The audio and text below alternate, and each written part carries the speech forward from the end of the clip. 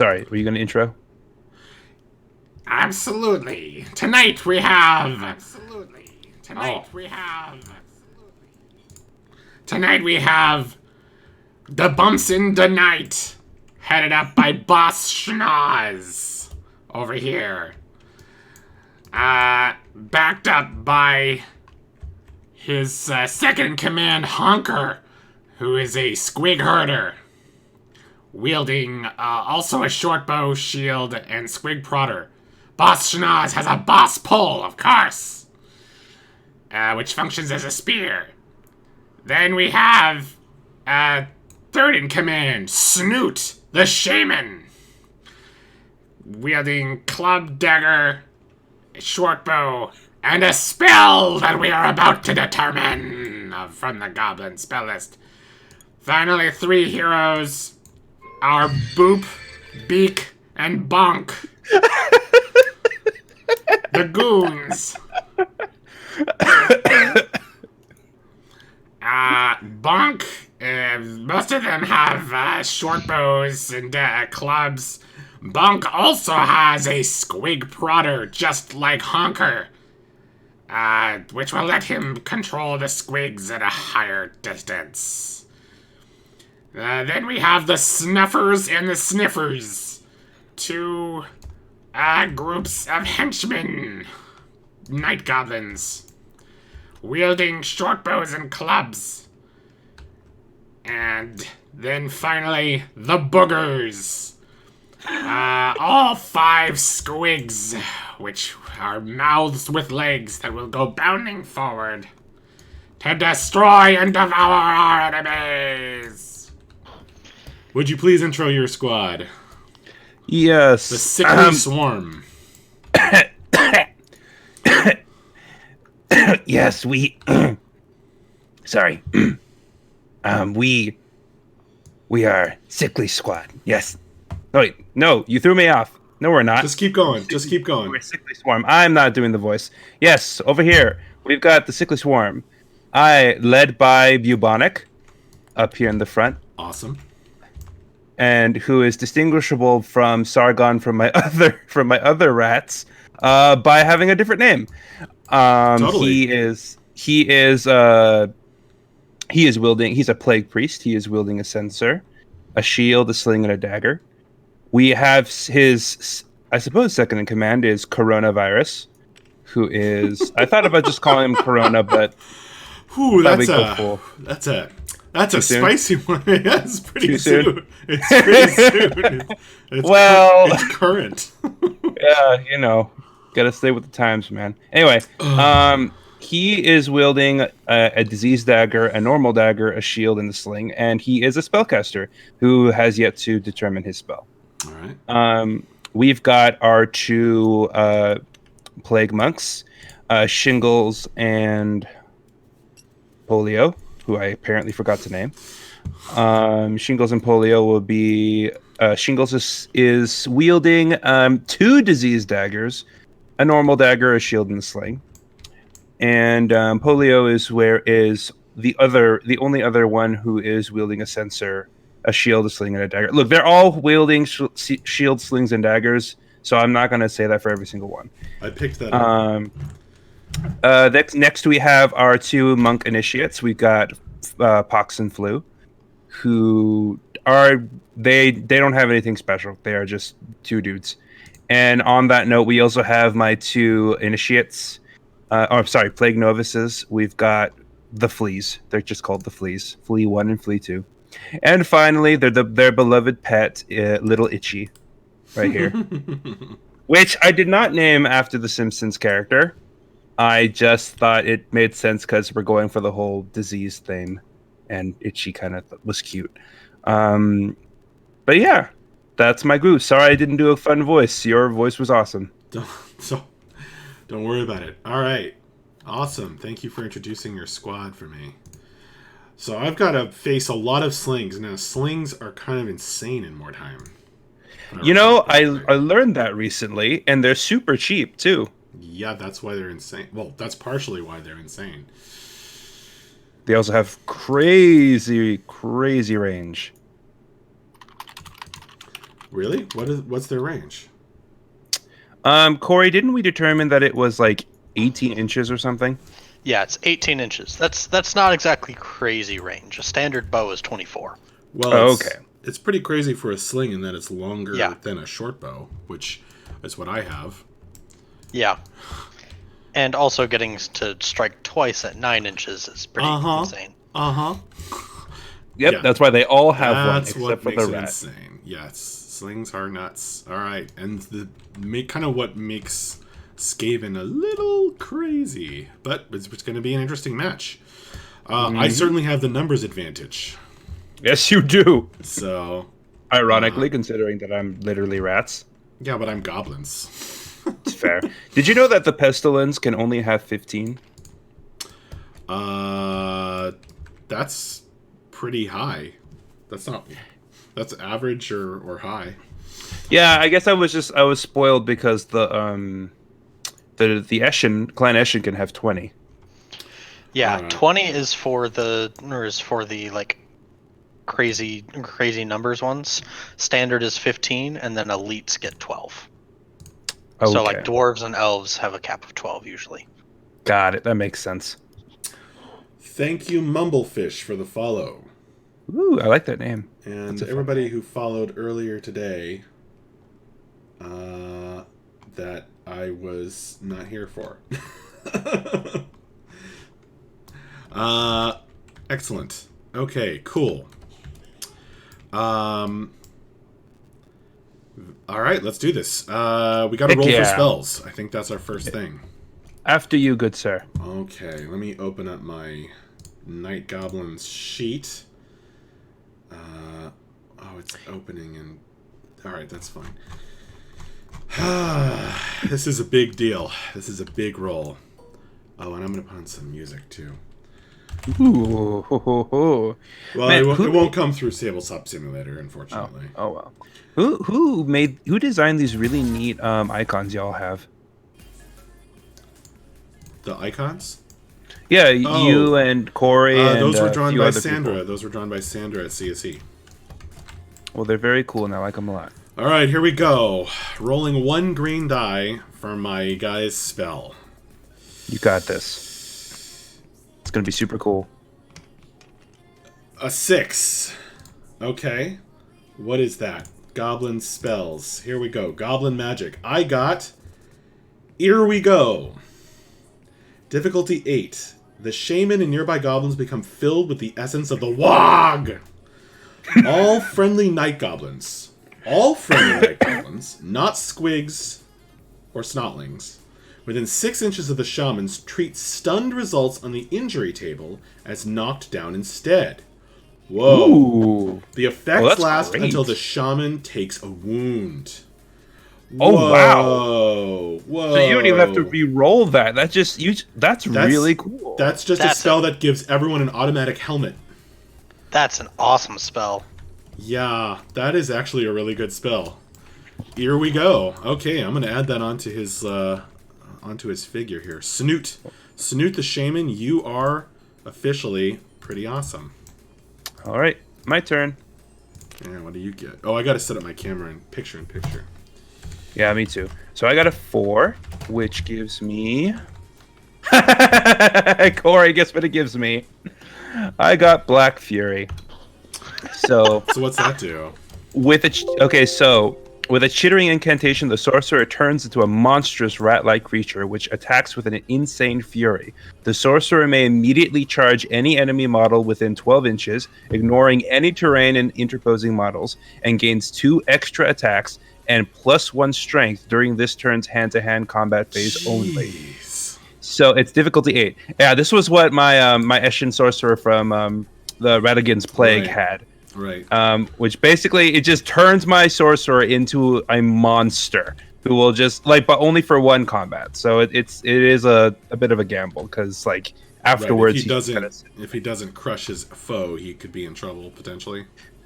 Yes, which one of the things I like about this game is that being a spellcaster doesn't necessarily make you a glass cannon. You can still be equipped with all the same stuff your other heroes can. It's just you just be a little bit careful. Yeah. Definitely. It seems like standard Skaven fare. They don't like long fights. They want to kill you fast. Yeah, that does make sense. All right, very cool. All right, let's do this.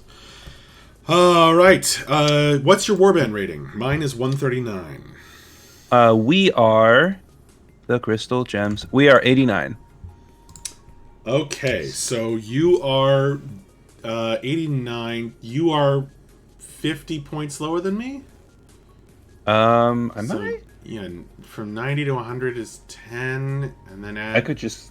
40, and then one lower. Yeah, you're exactly 50 points lower than me. Oh wow! So, That is exactly enough to have no difference in warband rating. No experience bonus. wait, Oh really? well. It's 0 to 50. It's no bonus. 51 to 75 is +1. Oh well. You said 89, right? Yes, we're 89. I'm so sorry. It's exactly 50. It is okay. We will do our best. Well, and we will. I guess we're both starting war bands. Or do you have one game under your belt with these guys? Nope. No, this no, is no. my brand new warband. Radigan's Plague is taking a break. Gotcha. Okay. I'm going to open up my... I feel a little. I called my guys a sickly swarm, but you definitely have more of a swarm going on than I do. Well, I guess that's true. But I definitely spent for that. Okay. Just gotta open up my... At least you guys are kind of slow. Not as Alright, slow as well- Corey's dwarves, but Well, you still have the lower warband rating, even if it's one off from getting a bonus. So, you're going to roll 2 dice for the scenario. all right, here we go. That is a 7. Oh, I think that's just a regular one. Do you have a sheet for that in here, Corey? I don't, but yeah, it is skirmish. It is skirmish, yeah. All So right. just a standard game. Scenario 2 is skirmish. There's no special rules. We are just going to fight. Cool beans. Hey, how fitting for our first match with these two new warbands. There you go. Nothing extra complicated to think about. Just go out there and do what you can. We're fighting. We're fighting. The bumps in the night. The bumps in the night will prevail. All right. So, I've got all my stuff loaded up. What map shall we play on? I don't know all the ones you guys have, so it's up to you, my friend. Let's see. Let's see. Corey and Dave just played on Blighttown, which looked kind of interesting. Certainly, with your better climbing ability, you could do something interesting on there. Or did you play on Blighttown? Somebody played Corey, on Blighttown. yeah, Corey and I played Blighttown. Oh, you guys Yeah, it played was me and Blighttown. him. Yeah, Yep. yeah. Okay. I don't think anybody's played on Quayside yet. Which is basically there's a lot of water. And Ooh, okay. boardwalks.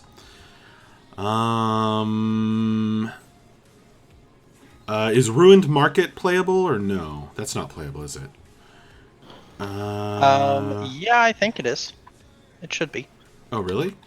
Yeah, it doesn't have a floor, which is why the ground is white, but Oh, okay. got all the models fixed. We've got the City Gates one, which I just played on. The Docks one, which is always neat. I've never played on Docks, actually. Well, do you want to play on...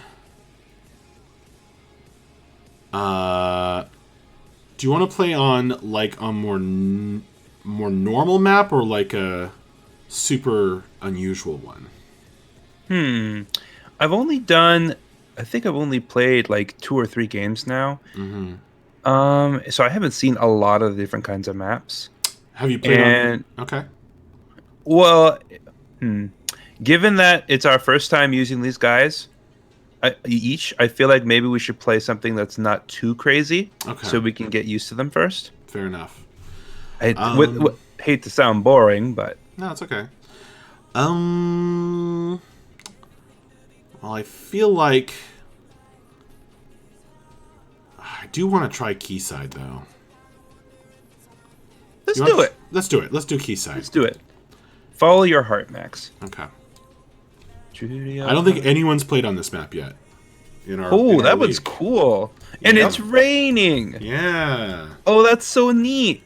I'm putting the same effect in the map that I've been working on. So what are the rules for water? It's double movement to swim. Got it. I believe. That's so cool. Oh my gosh, this is great. Yeah. I like this a lot. Sweet. I like it too. Our only issue is going to be these stairs and this kind of thing, because these stairs aren't big enough for the bases, but we'll figure it out. All right. Okay, and it's just a regular map. So let's see what the regular missions. So in the vastness of Mordheim ruins, there is always the risk of running into a rival warband. While two groups sometimes pass each other without a fight, more often than not there is a vicious battle amongst the ruins. If a warband can drive the rivals away, they will have a larger area in which to search for Weirdstone. Alright, each player rolls a dice. Whoever rolls highest chooses who sets up first. The first player then chooses which table edge to set up on, placing all his warriors within 8 inches of that edge. Alright, so basically, you can... setting up second is obviously an advantage because you get to react. So you can either... let's roll a die, and then you can choose whether you get to pick table edge or set up second. So I get a 2. What do you get? Also I also 2. got a 2. I get a 6. What do you get? 5. Okay. I believe you win, my friend. I can either choose table edge or set up second. Interesting. This is actually a really cramped map because not in terms of like density of terrain, but because there's so much water that there's like very little area actually to fight on effectively. Do I want to pick table edge? You know what? I will set up second. So you get to pick table edge. Yay, because that looks like a really easy decision right now. So you can pick any of the 4 edges. All right. Well, this one seems. Go ahead. Oh, sorry. I'm just thinking out loud because like this one over here has some nice platforms that would be easy to set up on. This one's just water, so no thank you. Well, I think if you pick this edge, then we'll start the edge of the map here. Oh, okay. I was about to say that would be really stupid. Oh, my guys have to start in the water. No. We'll start. Although that's what I'm saying is it's kind of a cramped map. Yeah. No. Absolutely. Hold on. I unfortunately got myself stuck in the dice roller because I wasn't paying attention where I was scrolling around to. Let me do the trick Corey showed me. Also, just so you guys are clear, on this side of the map, you probably shouldn't include the buildings and stuff. Yeah. Because from this side to this edge is about 48 inches. So that makes it pretty much a 4x4 board. So yeah, if you don't include the buildings. The buildings are off limits except for this section right here. Yeah. To keep things simple, I'm gonna pick this edge. Okay.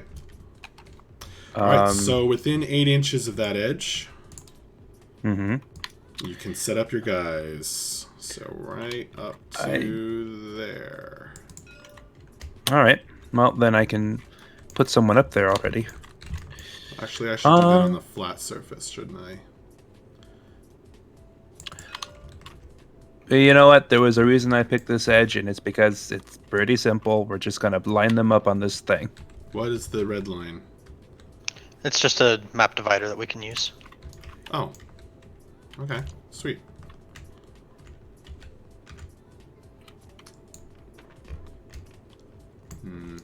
Has too much physics. Sentences you don't expect to hear, but You can lock it and then use the transform tool if you want. That's true. That would be easier.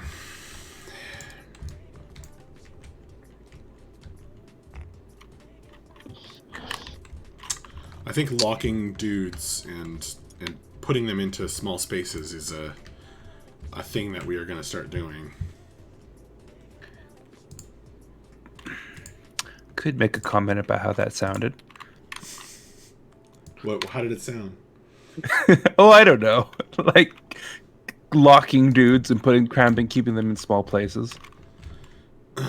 Okay, am I cheating by putting them at a diagonal? What diagonal? Of what? Like, so instead of it being like straight, they're up on top of a thing. You get the instead of- entire yeah. board edge. It's not Yeah. just from that center point. Yeah. Got it. Yeah, this is All legal. This is totally legal. yeah. In fact, you can scooch them forward a bit if you want. Yeah. So half a an inch. straight 8 inches from anywhere on this area. All right, then in that case, we're gonna move a few more people closer up.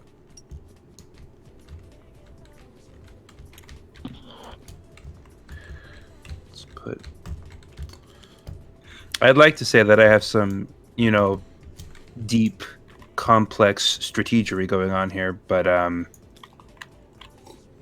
not that smart. Oh, ooh, sorry, Itchy. That was ill-planned. I don't know if I want them all together, though.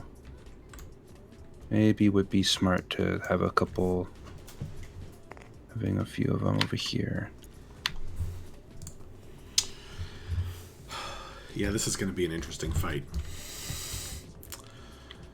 I can't believe slings outrange me. That I wasn't expecting, but I guess I was kind of prepared for most things to outrange me. Let me see. Yeah, I'm not prepared for anything. They're goblins. To be fair, I feel like despite, how that... I feel like we're both playing the comic relief characters. Really? A little bit. Goblins are not comical. You take that back. Ah! Isn't one of your guys' names Bonk?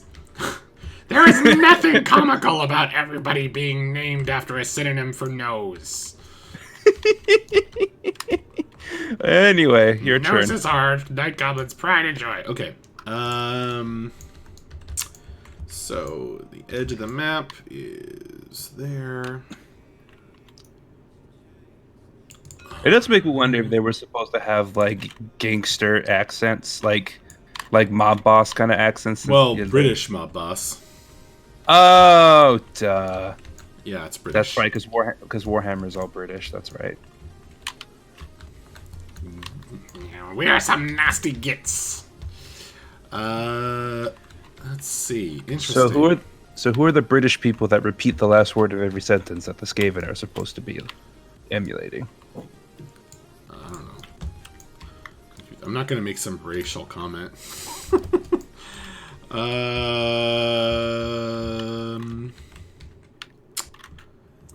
Interesting. Actually, We shall place the boogers Ew. here. Grody. Gosh, there's a lot of you. why can't I select that guy? There we go. The only problem with these models is they have this weird base going on. That's like clear. Oh, I see. I see what you mean. So, I mean, it seems functional. It's just kind of looks weird. Alright, so they're going there. And we're going to put Honker right up there too.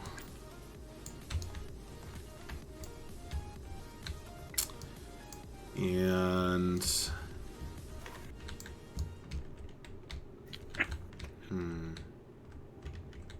That would make sense. actually, the problem with this is now I'm going to be running into you having a ranged advantage. But the problem is, don't know if I have a better idea. We'll see how it goes. We'll see how it plays out. All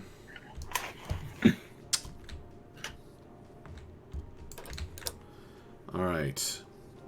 Boss Schnoz is going to be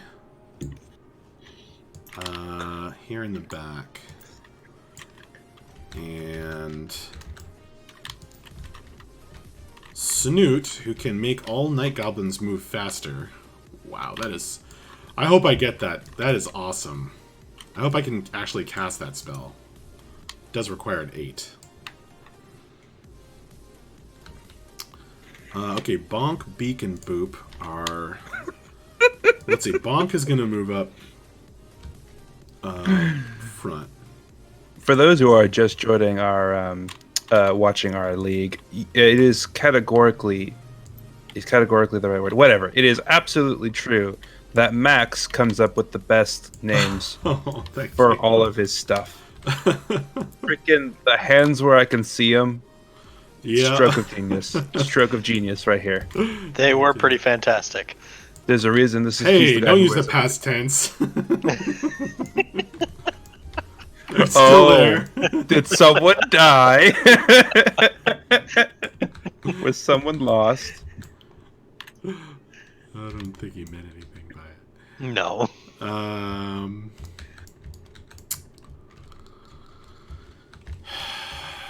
It's okay. We're going to... Man, this is going to be a... By the way, any game with the Night Goblins in it is going to be a crazy game. This is going to be a crazy game. I can almost guarantee it's going to be nuts. Why are we fighting from like turn goblins? We want man-flesh. Goblins barely make snack. Oh, yeah? Alright, I have to measure some things real quick. They're bite-sized. That's why there's lots of them.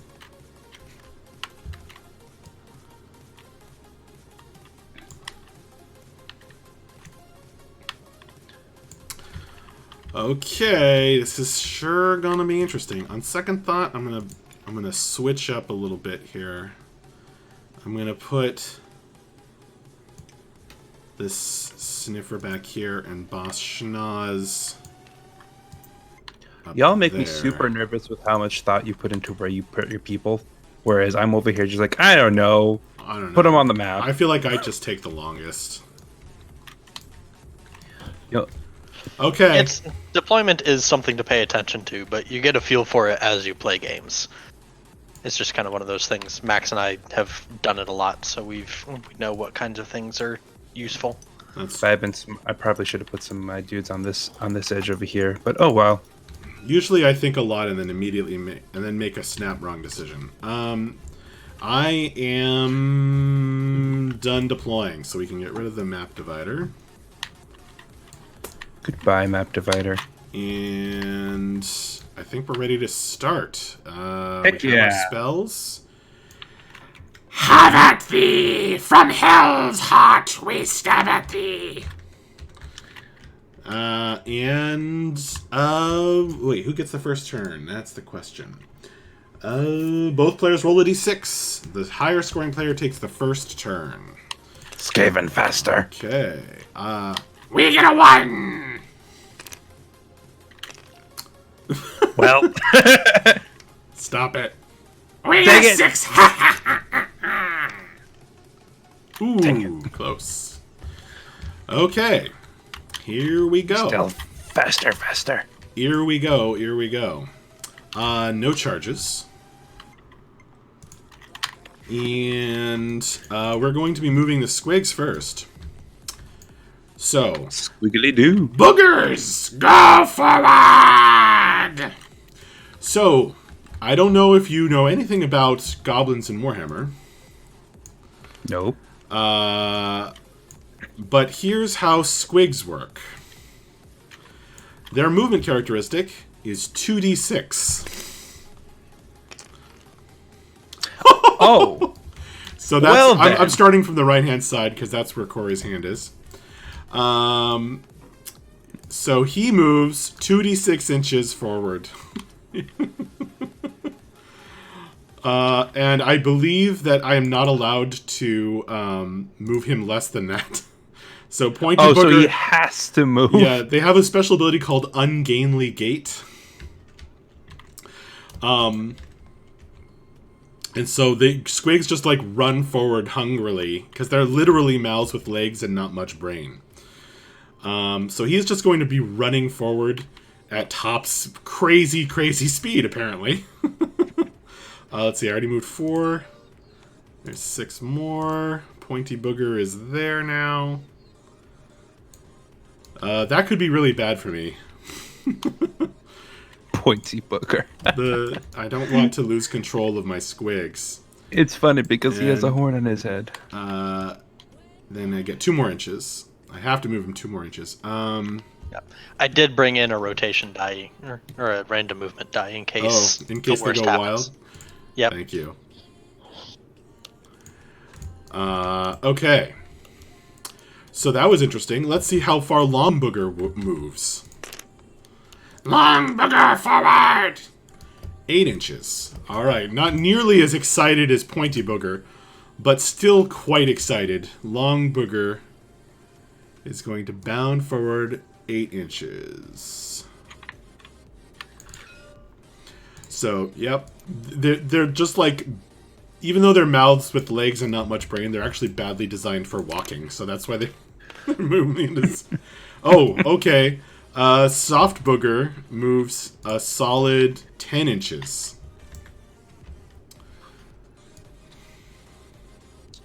You know, for some reason, I thought, and maybe this is my prejudice showing, but I don't know why I said it like that. I don't know. For some reason, I thought that the night goblins would have like black skin or something, which personally I thought would be super cool. They're greenskins, but they wear black. They are still cool. Okay, how far does the next guy move? 6. Okay, so much less hungry apparently. Bloody Booger is still just digesting a meal. Bloody Booger! Go! And he moves only 6 inches. He cannot be bothered. Yeah. I mean, it's still as fast as a dwarf running. Fair enough. Which is honestly probably what they just fed him. Yeah, fair enough. And lastly, Dry Booger. 7. Dwarf flesh, tough. Alright. You know, I noticed a lot of Skaven like to wear things over their eyes, and I'm like, don't you all need to see? I guess theoretically, if there's a wall nearby, I could run them into the wall and then prevent them from moving. But yeah, they don't even declare charges. It's just if they run into you, they charge. Wow, they're literally just battering rams. Yeah, they're just mouths with legs and not much brain. All right, so now, Oh, do they have the stupid rules? what? Like where they have the stupid condition and they can't like if they're away from No, they have an others. entirely different set of terrible rules. So they have their rules are ungainly movement, which you've just seen, minders. So they have to have goblins within 6 inches, or they just go crazy and I lose control over them. And they can actually charge my own guys. Oh wow! They move randomly, and if they charge me, they attack me. And then I have to have my squig herder bring them back under control. Just squigs means that they don't count against me for route tests. So if they die, the goblins don't care. They're just boogers. Okay. And then, of course, animals... You're using the slightly older rules, I think. They count as half a model for the purposes of route tests. Really? There's 3 sets of night goblin things. But I thought I was using... There's 2 of them are old ones. The most recent one says that they're half. Oh. Okay. I mean, considering how Well, many thank of you for the you there are, correction. considering Yes, how many of you there are, I don't think you need to worry. The one I'm looking at is now the most recent one, and yes, you are right. I guess I did look at an old one. Okay. Good. Hopefully that fixed some of the typos and weirdness. But hopefully it didn't change anything that... with warband building. I hope there aren't too many other things like that. Okay. What was I doing? Oh, yeah. So, yeah, just squigs, they only count as half a model, apparently. Thank you for the correction. And animals means they don't get experience. So, that is kind of how they work. Kind of like my giant rat. Alright. And then... yeah, we want to... So, let's see. Bonk is going to run. So Bonk runs up, and he has a movement of 4, so he can run 8. And he'll just get right up behind this guy.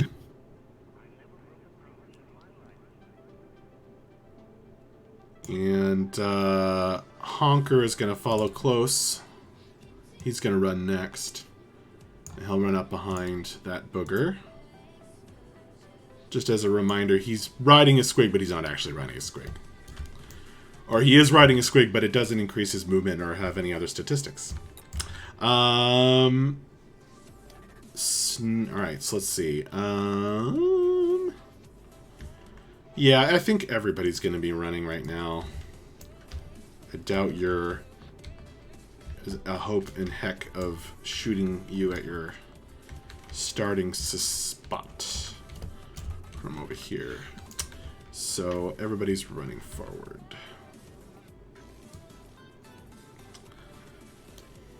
Okay. Alright, well the rest of the movement is pretty straightforward, so I'm not even going to bother. That's Snoot, so I want Snoot to be here.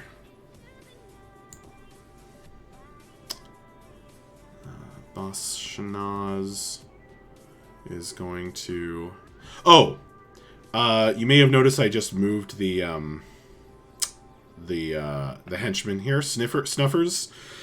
So that's the normally goblins have to roll for animosity, meaning they like fighting so much that they are gonna say, "Hey, you! I heard what you said about my mother," and then fight each other. So there's a chance of that happening. So I have to roll for animosity for all of the minions. But Boss Schnoz is carrying a boss pole, and the pole gives him some authority, and so minions within 6 inches do not have to roll for animosity. Okay. That's amazing. So Boss Schnoz is going to run up here. Yep, his pull is what makes him important. Kind of like Lord of the Flies. Well, with the conch shell. Yeah, very similar. Actually, I think I just moved him out of range of one of them. I think animosity happens during the recovery phase. Oh, does it? See, it's annoying because they don't print the animosity rules in the goblins. Yeah. I have to go I'll check take a look the really quick. orc and goblins. Yes, thank you, Corey. Yeah, at the start of the player's turn, roll a d6. Okay. That makes it better, because otherwise the timing of the movement gets really complicating. Yeah, for sure. Yeah, he's going to run up there.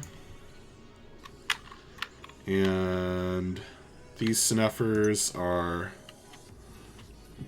running up like so. I put Beak in the back there. I'm going to run up Beak now. We can run 8 and end up there.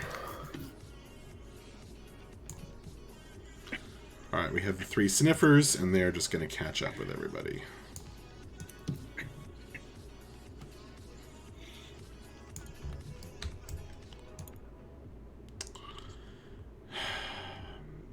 Okay, well, he's slightly over the top of the other models, but... alright. And that is all my movement. Shooting. Nobody can shoot a arrow. Can you run and cast a spell? Oh, shoot. I forgot to check that. Yes, you can. Oh, good. Alright, so in that case, Snoot the Shaman is going to try and cast Here We Go! So, switching to green dice. Green for goblins. Exactly. Alright, so he calls, he's like, Wog!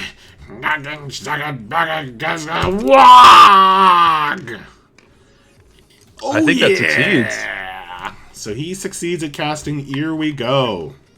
So that is now active. All my goblins now, yeah, they changed to lying down on a stunned result. That's gonna get annoying. That's pretty great. Okay, and that's my turn. All right. Time to eat some goblin flesh. All right, so we're gonna do some running as well. Let's start with the fleas and itchy.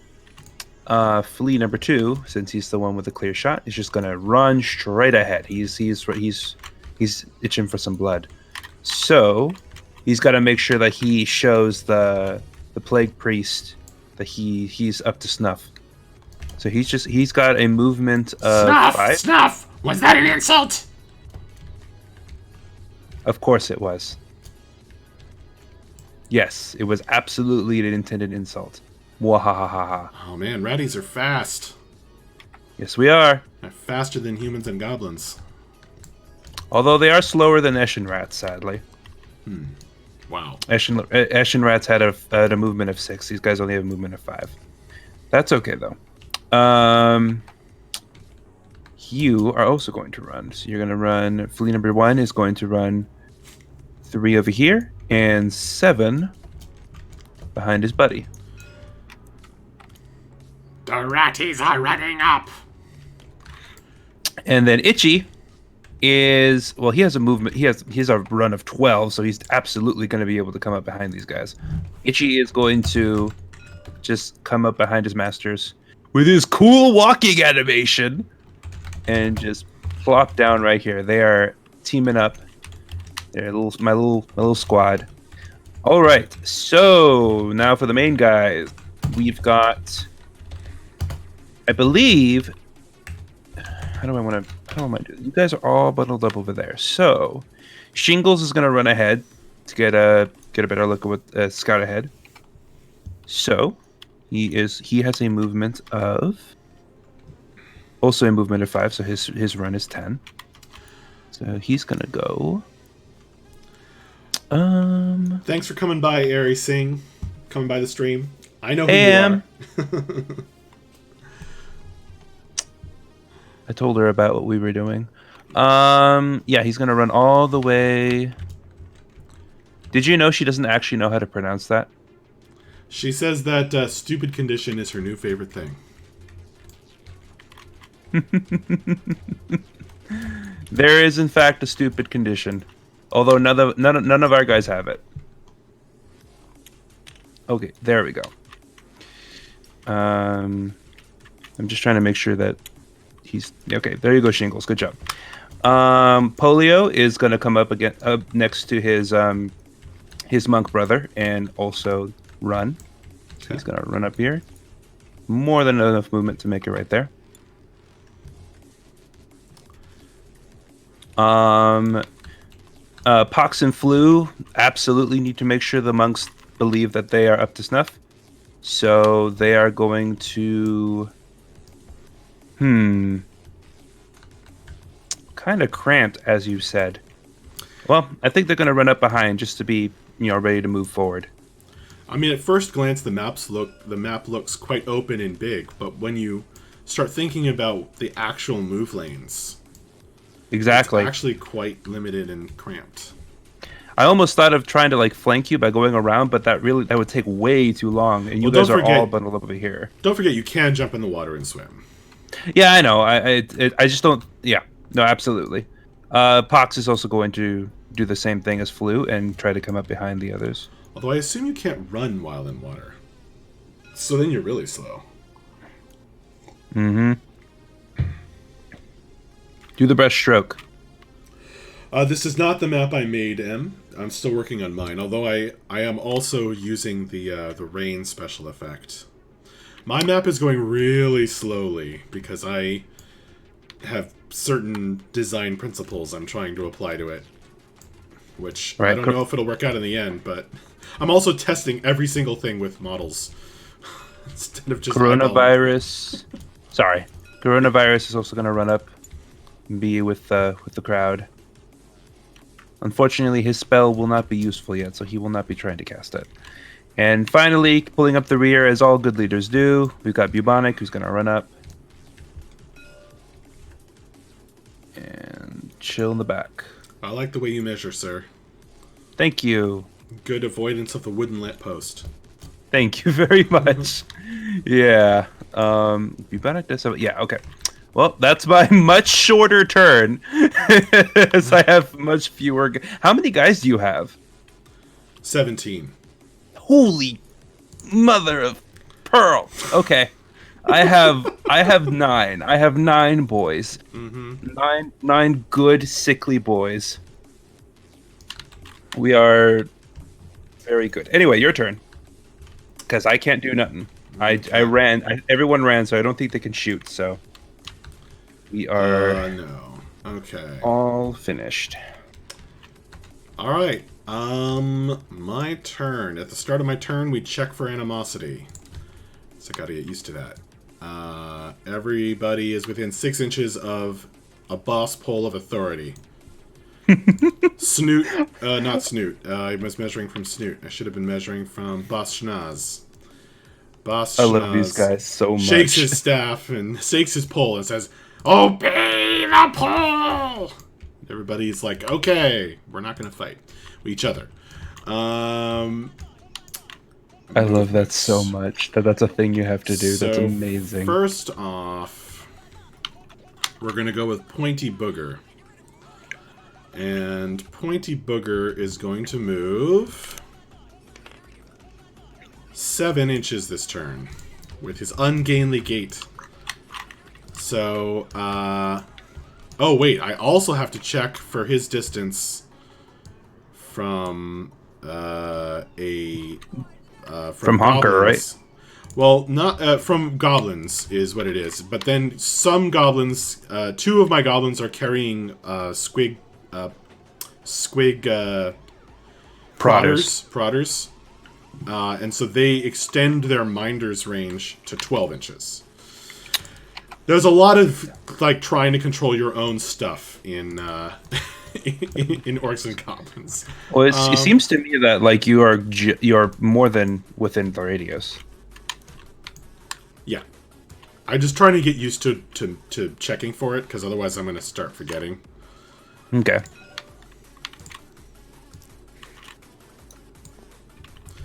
All right, so he moves 2 more inches.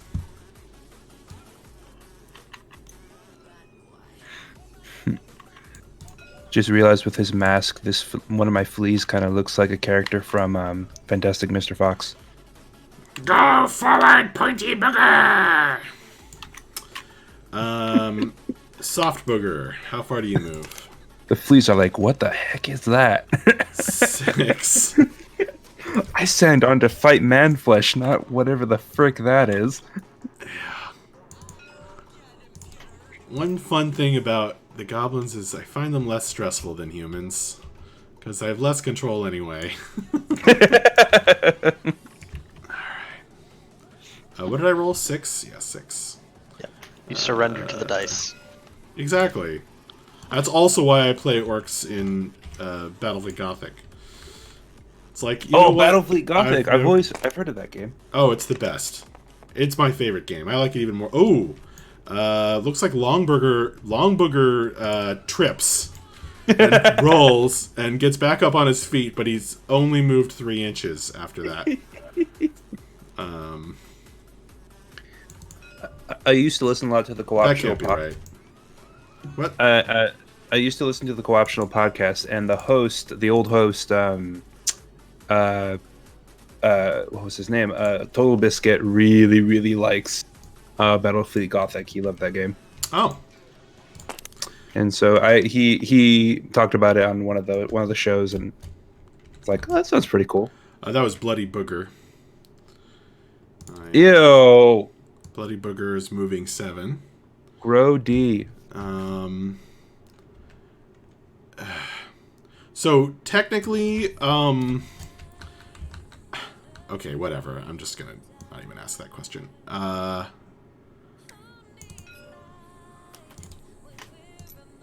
So he's going there. 3, I don't think I can. 2.5. That's 5.5. I don't think I can charge you from there, but I might be able to take some And shots. then 2 more. Alright. So running along. Just mouths with legs and not much brain. Next guy is Dry Booger, last guy. Oh, Dry Booger also trips and rolls. And Dry Booger. that can't be right. So, for those who are just joining us, earlier I mentioned the stupidity rule, and basically some characters are so dumb that that if they're far away from anyone who has a brain, they have to roll to see if they actually do anything, and if they fail, they just kind of stand there and drool. Yeah. I can get Troll, which has stupidity. Yeah, and I can get a rat ogre that has stupidity. But if I get a Troll, then I can't get a Great Squig, which is a giant squig. So I have to pick one. I pretty much only have the option of the rat ogre. Alright, so Ooh, that still was pretty cool. simple enough. I hope Pointy Booger isn't going to go wild, but we'll see. No, I'll be fine. I have Prodders. It's going to be easy. Do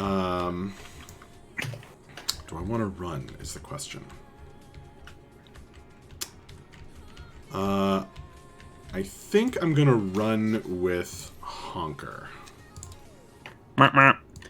We all can move faster now, right? Because of that spell. No, the spell doesn't make them move faster. Wait, does it? Oh, it just. Sorry, you said that at one point. I thought, I maybe assumed, that's. I was like, oh, it's going to make them move faster because it's called Here We Go. But actually, it's like, here we go, get up. Because they stunned, as knocked down. Yeah, that's going to be a pain in the butt to deal with. So he is running, that's 3.5. And then he's got to go around his squigs. That's 2, that's 5.5. And then he gets 2.5 more inches. Which will just take him to there. It's running a squig, but it's a slow, old squig that doesn't help him. Okay. So Honker's gonna run there. Bonk, however, is gonna move normally. Only because I know you will get immense enjoyment out of this. All of Max's goblins are named after there's some kind of thing having to do with nose. Like they're all different names for nose. Goblins in Mordheim have big noses. It's amazing, which is why all of the squigs are called boogers. It is amazing. I guess I don't know if he can actually stand there. My guys are just named after diseases. Yeah, he can't actually stand there, so he'll have to stop there. Apologies if anyone's offended by coronavirus. I apologize. I was a little worried about that because that is kind of topical. It's a cool name though. I actually kind of want to get the snuffer out of my way. So I'm going to run with this snuffer. Oh, my baby woke up. Shoot. Let me check if... I might have to go. No worries. Completely understand. That was 4 inches. She's been waking up a bit lately. Hi, Rosie.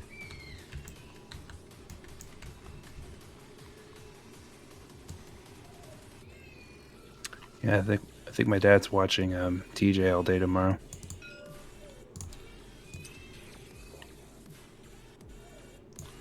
Okay, fine.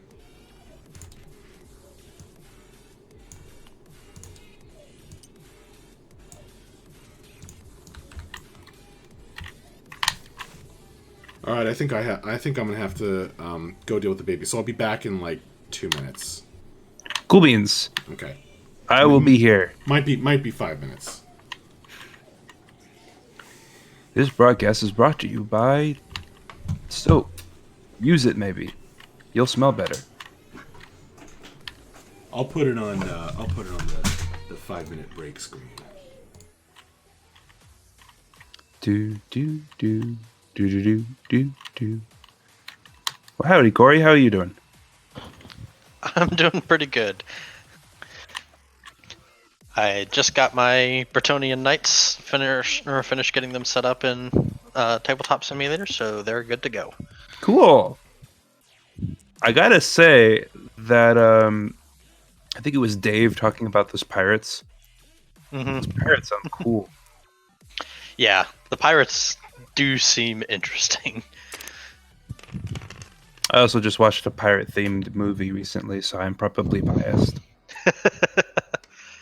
That seems reasonable.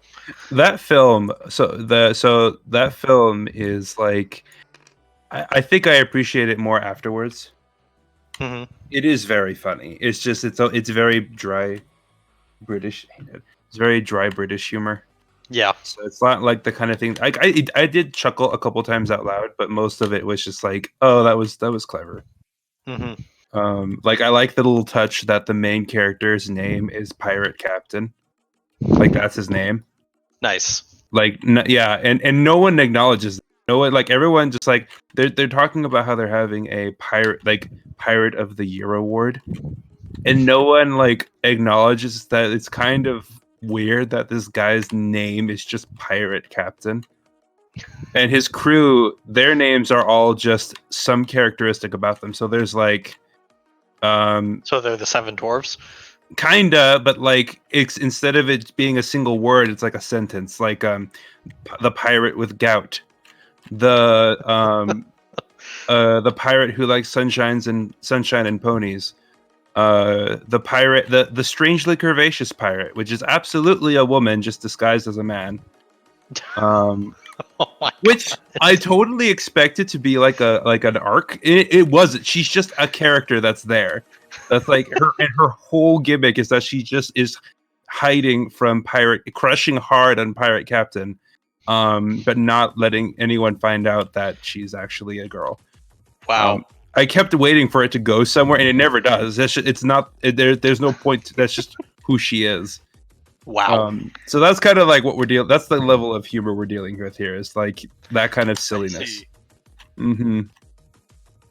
Also, there's a point at which they pretend to be scientists, and so guess what he calls himself? Pirate scientist? No, science captain. Oh, okay. Well, I was close. Yeah, you were close. I am back. Welcome back. How is baby Rosie?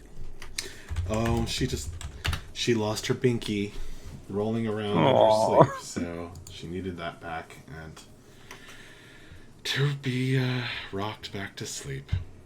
Okay, where were we? I believe you were still moving dudes. Oh, okay. Thank All you. roughly 10 billion of them that you have. Yes, of course. Of course. I didn't forget. Boss Schnoz will move here. I think. Yes, Boss Schnoz. Careful not to fall through between the planks there. Because, you guys are so small. Ah. Oh, har har har. Us crack about our height. We'll see who's laughing when we cut you down to size. It's just we're not used to seeing things smaller than us. We're already pretty small as it is. We're rats. This is quite the experience. We don't usually look down on people. Boop, boop. Catch up, boop. Come on, little boop.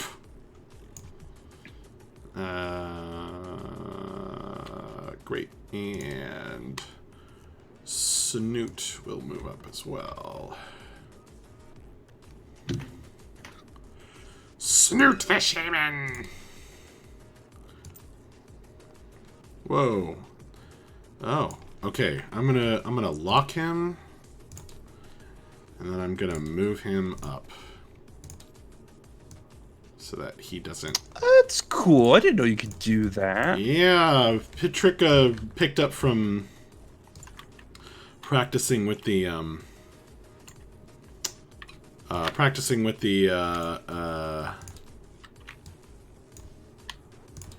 map making.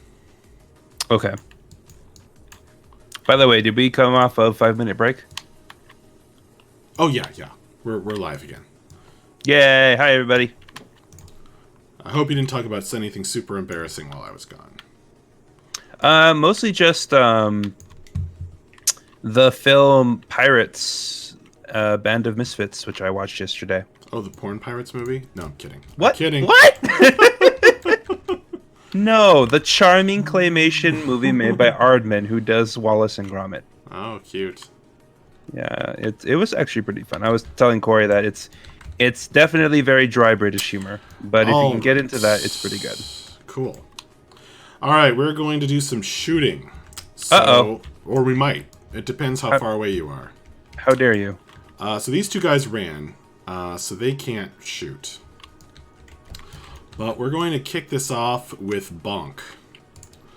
Bonk is going to whip out his short bow and take aim at this guy here. And he is, 1 inch. 1 inch out of range. That's right. Did I measure that correctly? Here, let me see. Let's see, from there. Oh, Think- either way, I think it's still out of range. It's this guy. So from that corner... Oh, yeah, see, it's doing something weird with the lamppost. Yeah, I think it's grabbing onto the lamppost. There, I think I got him now. I think you're still on the lamppost. Am I? Well, if you think about it, if you're still too far away, even from the lamppost, then Yeah. you're definitely too far away Yeah. from your guy. Yeah, but it's like half an inch or an inch. Okay, well, he's my closest dude on that side, so he shoots and falls short. On this side, Snoot, the shaman, has a short bow, and he is going to attempt to shoot.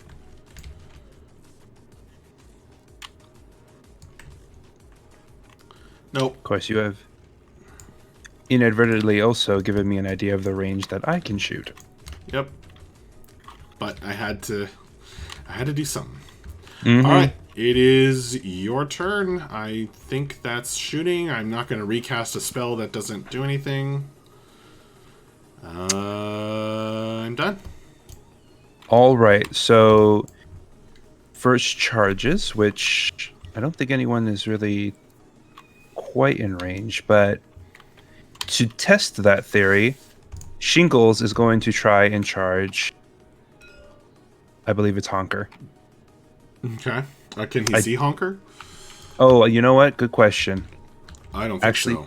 no, Maybe- he cannot. So, in Wait, that wait, case, Which guy? Shingle, no, he can't. No, this one can. This one can? Yeah. No, he's definitely too far away. That's okay. Shingles Well, instead. maybe he can, actually. It's kind of a question. Yeah, I think it's best if we reposition. So Shingles is going to run up ahead and try to hide. Not hide, because you can't run and hide, but he's going to just try and reposition himself so he's a little closer. So he's going to go 5 down. Wait, hold on. Let me make sure I'm doing this from the right camera angle. He's going to run 5. Am I doing this right? Feels kind of off. Maybe not. Okay. So 7 down here, and then 3 kind of this away. Okay. So that he he can get behind cover. So to clarify, you were going to charge, but then we checked and he couldn't see my guys, so you were like... you couldn't "Never see. I mind." couldn't see your guys. Yeah, it wasn't a So I legal wouldn't- charge anyway. I could not charge. Yeah. Yeah. Anyway, polio. So what's the rule on jumping over gaps? How big of a gap? I guess. I mean, if your base fits over it, then it doesn't matter. I guess it's, if I'm looking at it correctly, it's if he drops down onto here, it's 3 inches. Well, but it's only 1.5 inches across. Give or take. Yeah, so he can. So if it's 3 inches or less, he takes an initiative test. All right. Well, he is a plague monk. I think this is what they're for. So he is going to try to jump down from that spot down to here. Keep your eye on the dice cam, folks. All right. So Because he is this initiative. could be hilarious. He is initiative 5. Max, spontaneously voice acting as goblins is my new favorite thing. Thank you. So how do I do this? If is it 2d6 and if Nope. it's less than 1d6. Try to roll under your initiative. Okay, so I'm trying to roll under 5. Well, if your initiative is 5, then that's bullshit, but yes. So you jump it, no problem. I am a rat, dude. This is what I do. All right. So you So move 3 inches down there, right? polio nimbly jumps down onto it can't be like, it has to be kind of halfway though, because he's kind of like on the edge. Oh. Because he can't just He can't stand it's a there? well, it's a little bit farther if he were to jump like on, you know what I mean? Oh, I see what you're saying. So like if he jumped from up here to down to like cleanly Yeah, right here, That's fine. it would be a little bit further. So it's probably more like 3 point something. Sure. 3.2. Yeah. Whatever. Oh wait, I am still floating in the air. Hold on. No, you're standing on on crates. Standing on a crate, yeah. That's fine. The physics with these things gets a little funky. Okay, so he jumps there.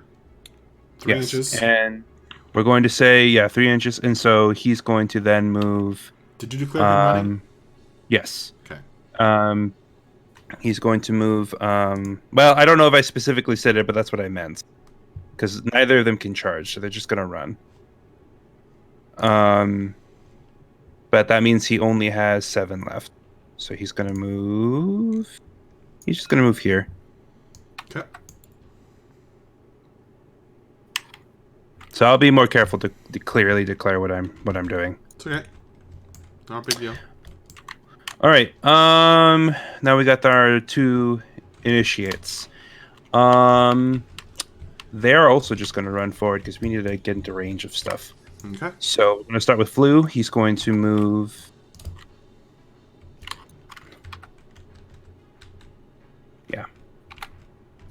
He's going to move 10.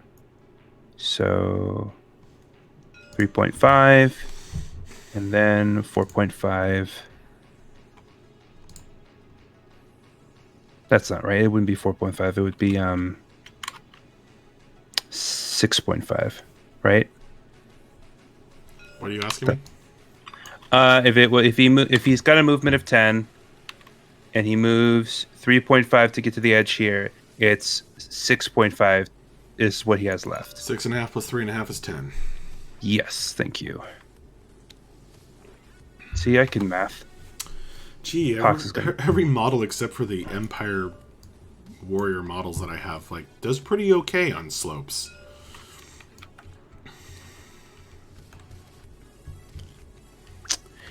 And finally, we've got bubonic. Well, not finally. Bubonic is going to... Actually, no, we're going to start with coronavirus because he has a thing. Coronavirus is going to move 5. And then 5. Okay. And finally, Bubonic will take up the rear with his full run of 10. I guess not completely 10, because that's not, he doesn't have to go that far. And can Coronavirus see anyone from where he's standing? I feel like he can see your guys over there. Like maybe Bonker. Whatever. This one, I believe he can see them. You know what? We won't risk it this time. We'll leave it alone for now. And then finally, these boys. So this flea is going to move. Just move. He's not going to run. So he's going to move forward. Okay. Get a bit of a better shot.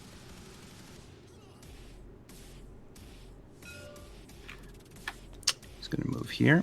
I'm gonna have to copy and paste the animosity rolls into something that's easier for me to access. Flea number 1 is going to... Actually, we're going to let Itchy get a little bit further ahead. So Itchy is going to move. He's just going to run. So he's got a run of 12. He's going to go... That's 7. And then... Itchy will move behind this box.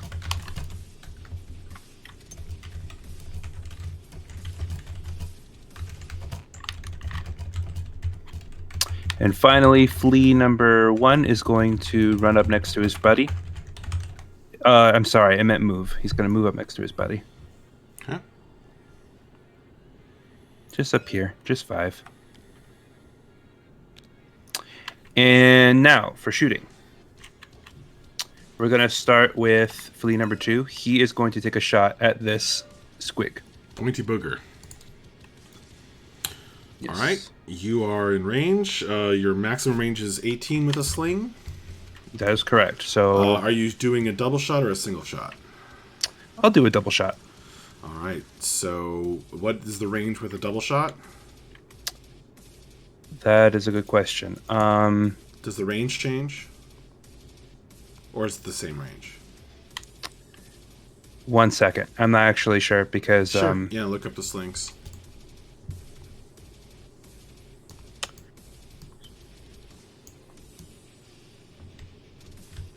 Oh, is this a D&D mini rat? Huh. I don't know. still trying to find the. Yeah, Okay, we have okay. armor. Got handgun, blunderbuss, pistol, repeater, sling. Here we go. A slinger may fire twice in the shooting phase if he does not move in the move. Oh, but I move. So he cannot shoot over half range though. If he fires twice, if the model fires twice, okay. Yeah. Okay, so it I can doesn't only fire one. change the range. It's just that you can only shoot at short range. That's a much better way of doing it. Got it. Okay, so I can only shoot you once. Okay. But I am not at long range because you are less than 8 inches. Yep. Yes. So I did move, so I get a -1 to that. But I. All right. Well, let me US see. Of 3 means that you would normally hit on 4s, but with -1 you hit on 5s. So Yes, roll and it. you're not in cover, right? Oh, not from flea number 2. Yeah. Okay, good. So I need to roll a 5 or 6. That'll do it. That's a hit. Roll to wound. I am T3. You are slings are strength of 3. Slings are strength of 3. Yes. Okay. 4s to wound. Nope. Nope. No wound. All right. Close, but no What about banana. flea number 1? Yes, I believe flea number 1 will also be taking a shot at Same guy. Pointy Booger. Yes. Pointy Booger is just over, just barely in long range, I believe. Yep. Yeah. So you're going to do it -2. You only hit on a 6. Oh well. Nope. Okay. And that's no, I'm not gonna risk it. Yeah, we're done. We're done. Okay.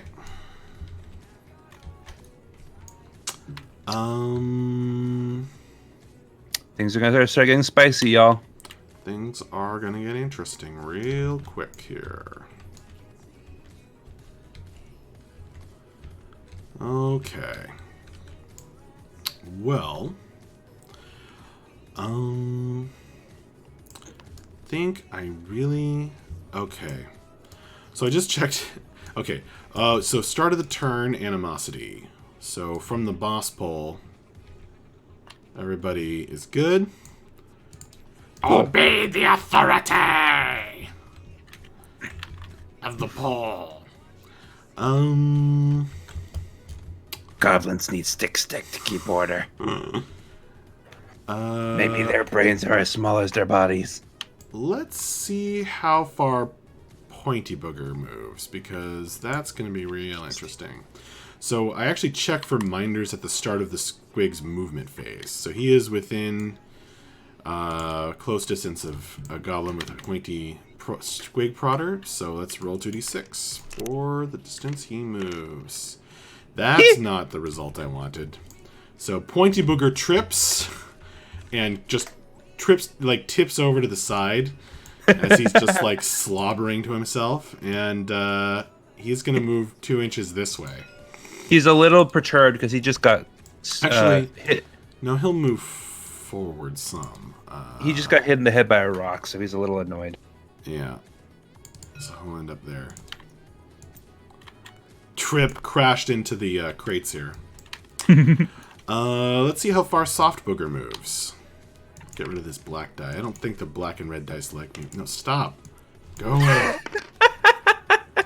Alright, let's see how far... The next one, Soft Booger. Soft Booger, ugh.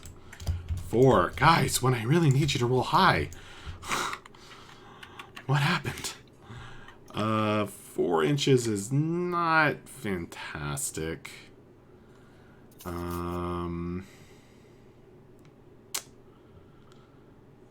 But I probably still...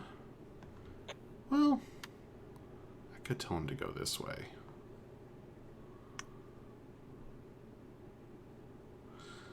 Yeah, I think I will, actually. Well, no, you have really fast guys, don't you? So if you want to charge me, you can charge me. There's no question. So actually, Soft Booger, how far does he move? 4?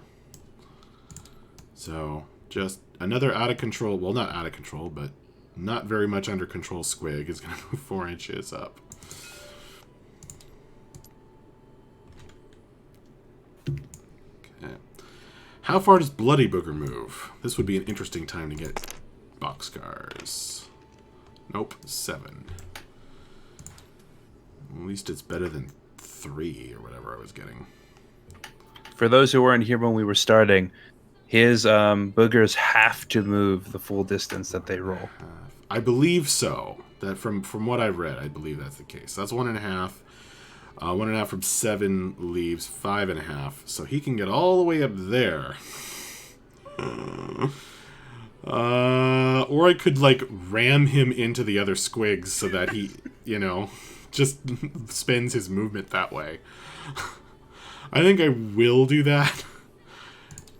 Bonk. So he's gonna run up here and then run into this guy so that he doesn't have to move any farther. Plant a gentle kiss. Yeah. Bloody He's Booger. giant. Okay. We're gonna move Honker up over... Ooh. Yeah, over here. And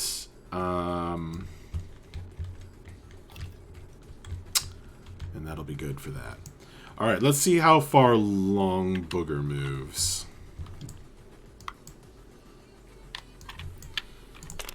Long Booger, 7 inches.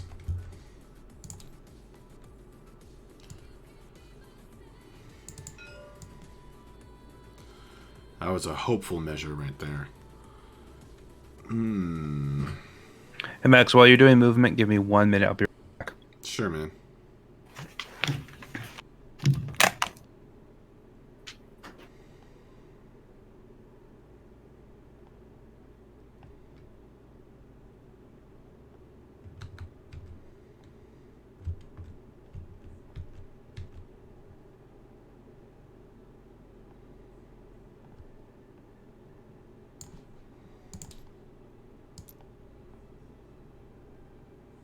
Oh, okay. I guess I can't really move there.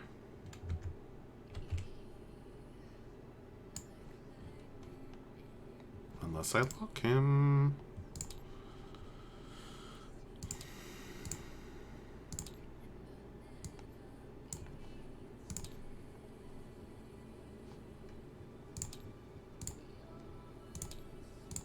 I may regret doing that.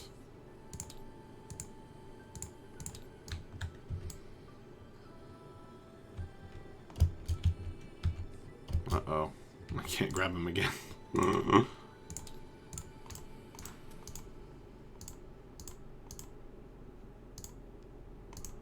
No! Squig! I regret doing that to you. Ugh, these burnt houses have truly horrifying physics. That's... I can't pick him up.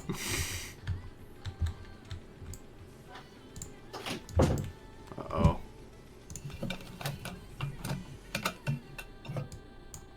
The dice, they betray me still. Oh yeah, you know about that, Em.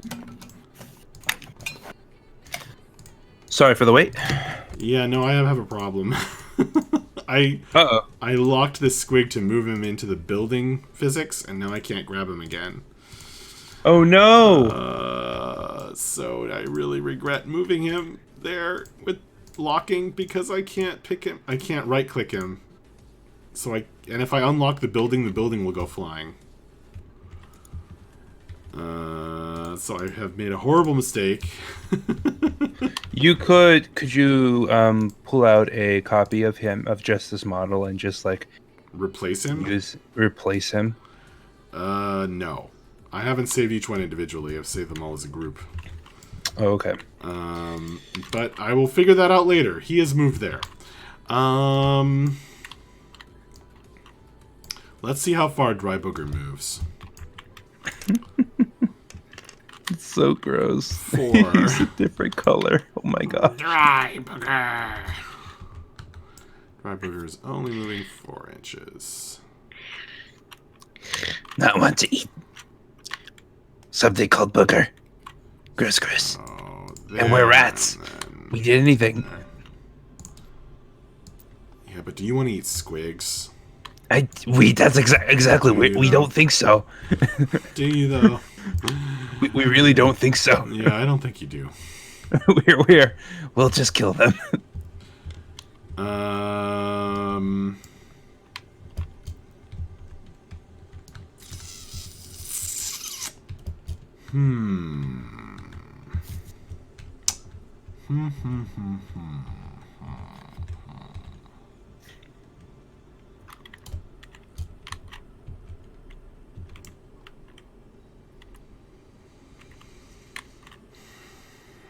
You know what?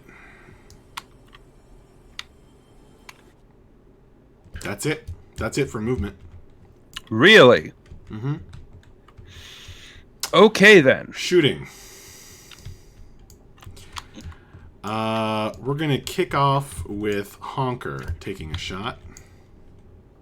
Take a shot every time a booger runs into something. So Honker is at he's shooting at this guy. He's at a little over 9 inches. So that'll be past. He'll be at long range, and he moved, and you have cover. So I might not even be able to shoot you actually.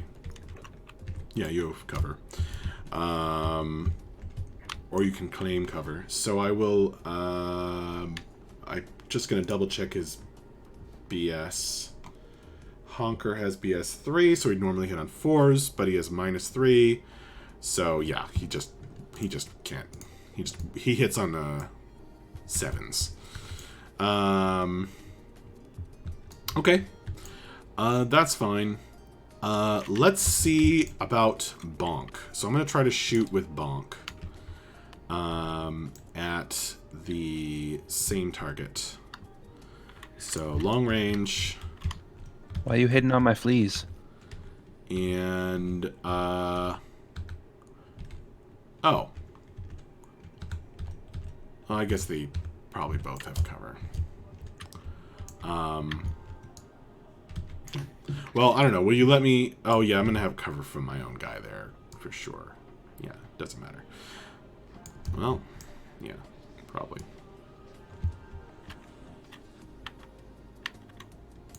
Doesn't matter. So he has -2. So... Oh, my God, go away. Bonk, does he hit? Nope. Alright. And we're gonna try to shoot with, Bosch Schnoz is gonna take a shot at Pox.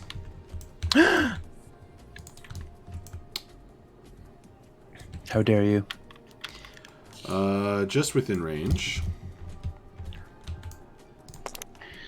He has BS of 4. So that's actually a hit. He normally hit on 3s, and he has -1 from long range. So that's a hit with Boss Schnoz's short bow. Boss Schnoz! Is it a wound?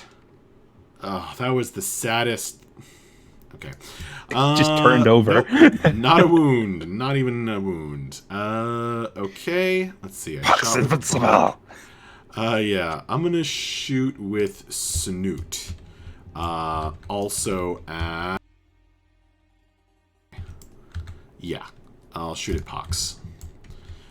Snoot only has like a BS... Oh, he has a BS of 3. Okay. So he needs a 5 to hit. Nope. And then we're gonna shoot with Beak. Beak is gonna try and take a shot at... you know what? We'll try to shoot at... What am I more likely to be in range of? They're both pretty far away. I'm trying to take a shot at Flea. So that's from this guy. Yep. I have a BS of 3. Okay, I need to change dice again. That was not the result I was hoping for. Okay, we're gonna take a shot with Boop at the same target. Although I might not even be able to hit, actually. I have minus... Well, I have a lot of minuses, but... Wait. That's Beak. Boop. Okay, just within range.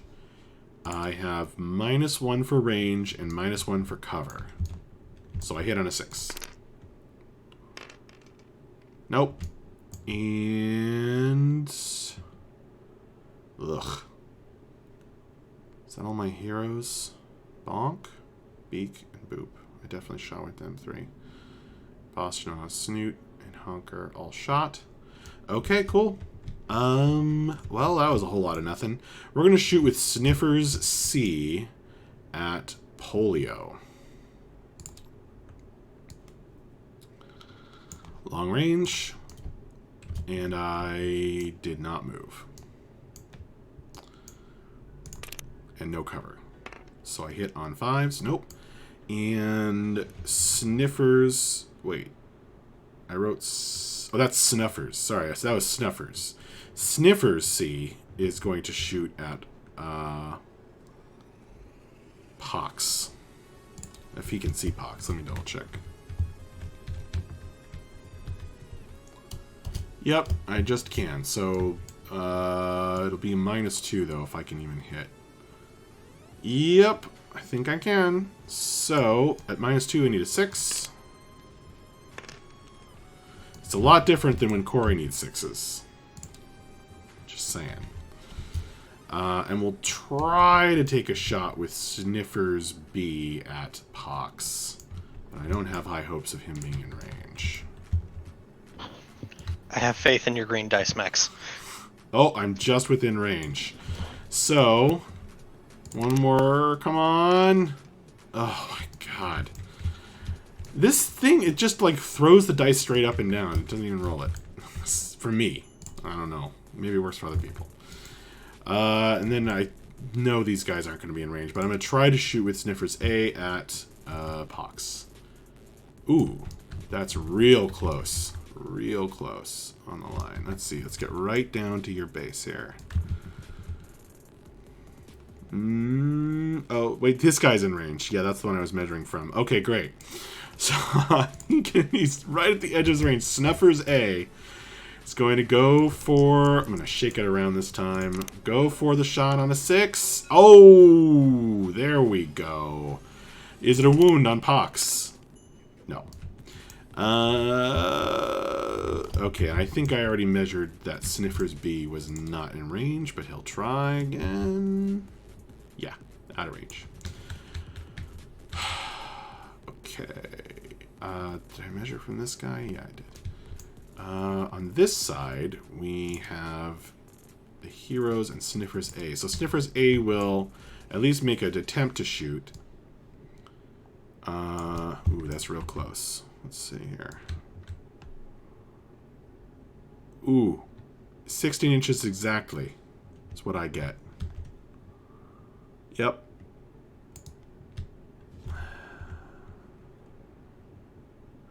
Yep, just exactly at the edge of his range. So Sniffers A is going to take a shot at Flea. I have -2. So I only hit on a 6. Yes. I only hit on a 6. That's a bummer. Okay. All right.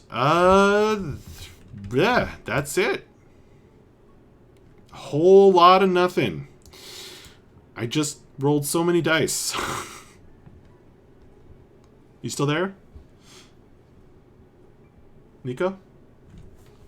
If you're talking, Nico, I can't hear you. Hello?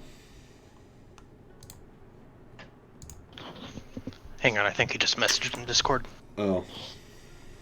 Can you hear me now? I hear you now. Yes. All right. So that's why you weren't responding. I feel like this guy is my cover, and you rolled 1 less than what you needed. I feel like you hit this guy With Sniffers A. with the one who just shot. Interesting. It doesn't really look like when I get right over his head, I'm getting cover from the boxes, not from the... Well... Oh, okay. No, okay. No, I wasn't sure. Hang on, maybe. Hang on. It's weird because their stupid bases are weird. You might be able to claim that. You might be able to claim that. Come think of it. Yeah, alright. Okay. I'll roll the wound bloody booger. Nope. Yeah, you guys are pretty tough. I don't think so. Well, T3. Alright. That was bizarre. I wasn't muted, but I guess my mic came disconnected somehow. I just replugged it in. Oh, okay. Happens. How do these dice keep ending up over here? Anyway. Was there anyone else? No. My turn's over. Awesome. Okay. Time to do some stuff. Let's move some people. So, can Shingles see anyone from where he's at? Let me see. I feel like he can. I'm just going to keep trying to right-click on this squig that I put inside the building by accident. I can't get him. All right. Shingles is going... Actually, I want to be smart about this. Because I don't want to... I can't. All right. Yep. Polio is going to move forward. He's just moving. So I don't think we're going to do any charges this round. So we're just going to move. So Polio is going to move. Wait, is that him? No. This is Polio. Oh, you're trying to move your guy. Which booger did I get stuck? This one, long booger. Gotcha. Okay, Yay! wait, hang on. Hold. Watch everything. Okay. It's all I'll fine. move. I saw him Okay. move. Hang on. I squished myself under the terrain, so now I have to get out. Okay. All right. Okay. Whew. We had a thing to fix there. Okay, he's fine. Okay, good. I'm not going to touch him. All right, so this guy is going to just kind of move into position. He's not going to run. So he's going to move his movement of 5. So I like even numbers. So 2, or not even, like whole numbers. And It's easy to 3. remember. So he's going to move right there. Okay. So he can more easily see targets. Next time they flip over by accident like that, just mouse over them and hit F. Yeah, that's what I do. Oh. Pox is also going to move up a little bit. He's going to move.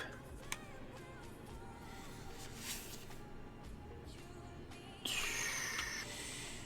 going to move his movement here. He's feeling a little bold. He just dodged a lot of shots, so he's kind of gonna. He wants to be the center of attention. He wants the monks to see him. He wants them to see how good he's doing. Okay. Shingles is going to probably stay where he is. I think Shingles is fine. Follow. Flu is also going to move forward. Just move. He's just going to move his full movement right there.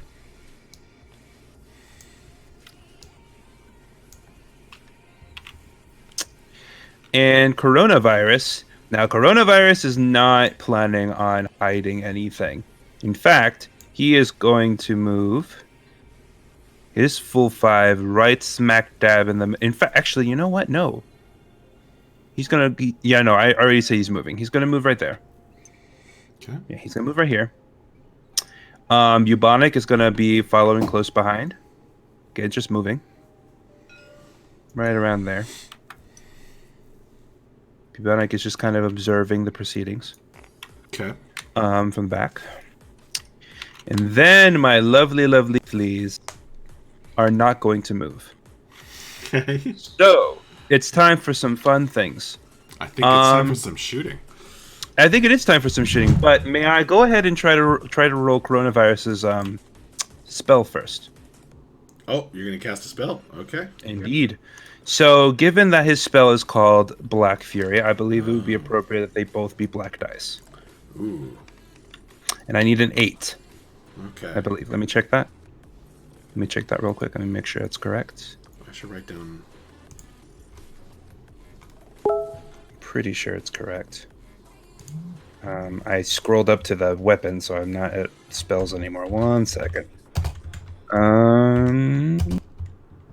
Yes, Black Fury is difficulty 8. So.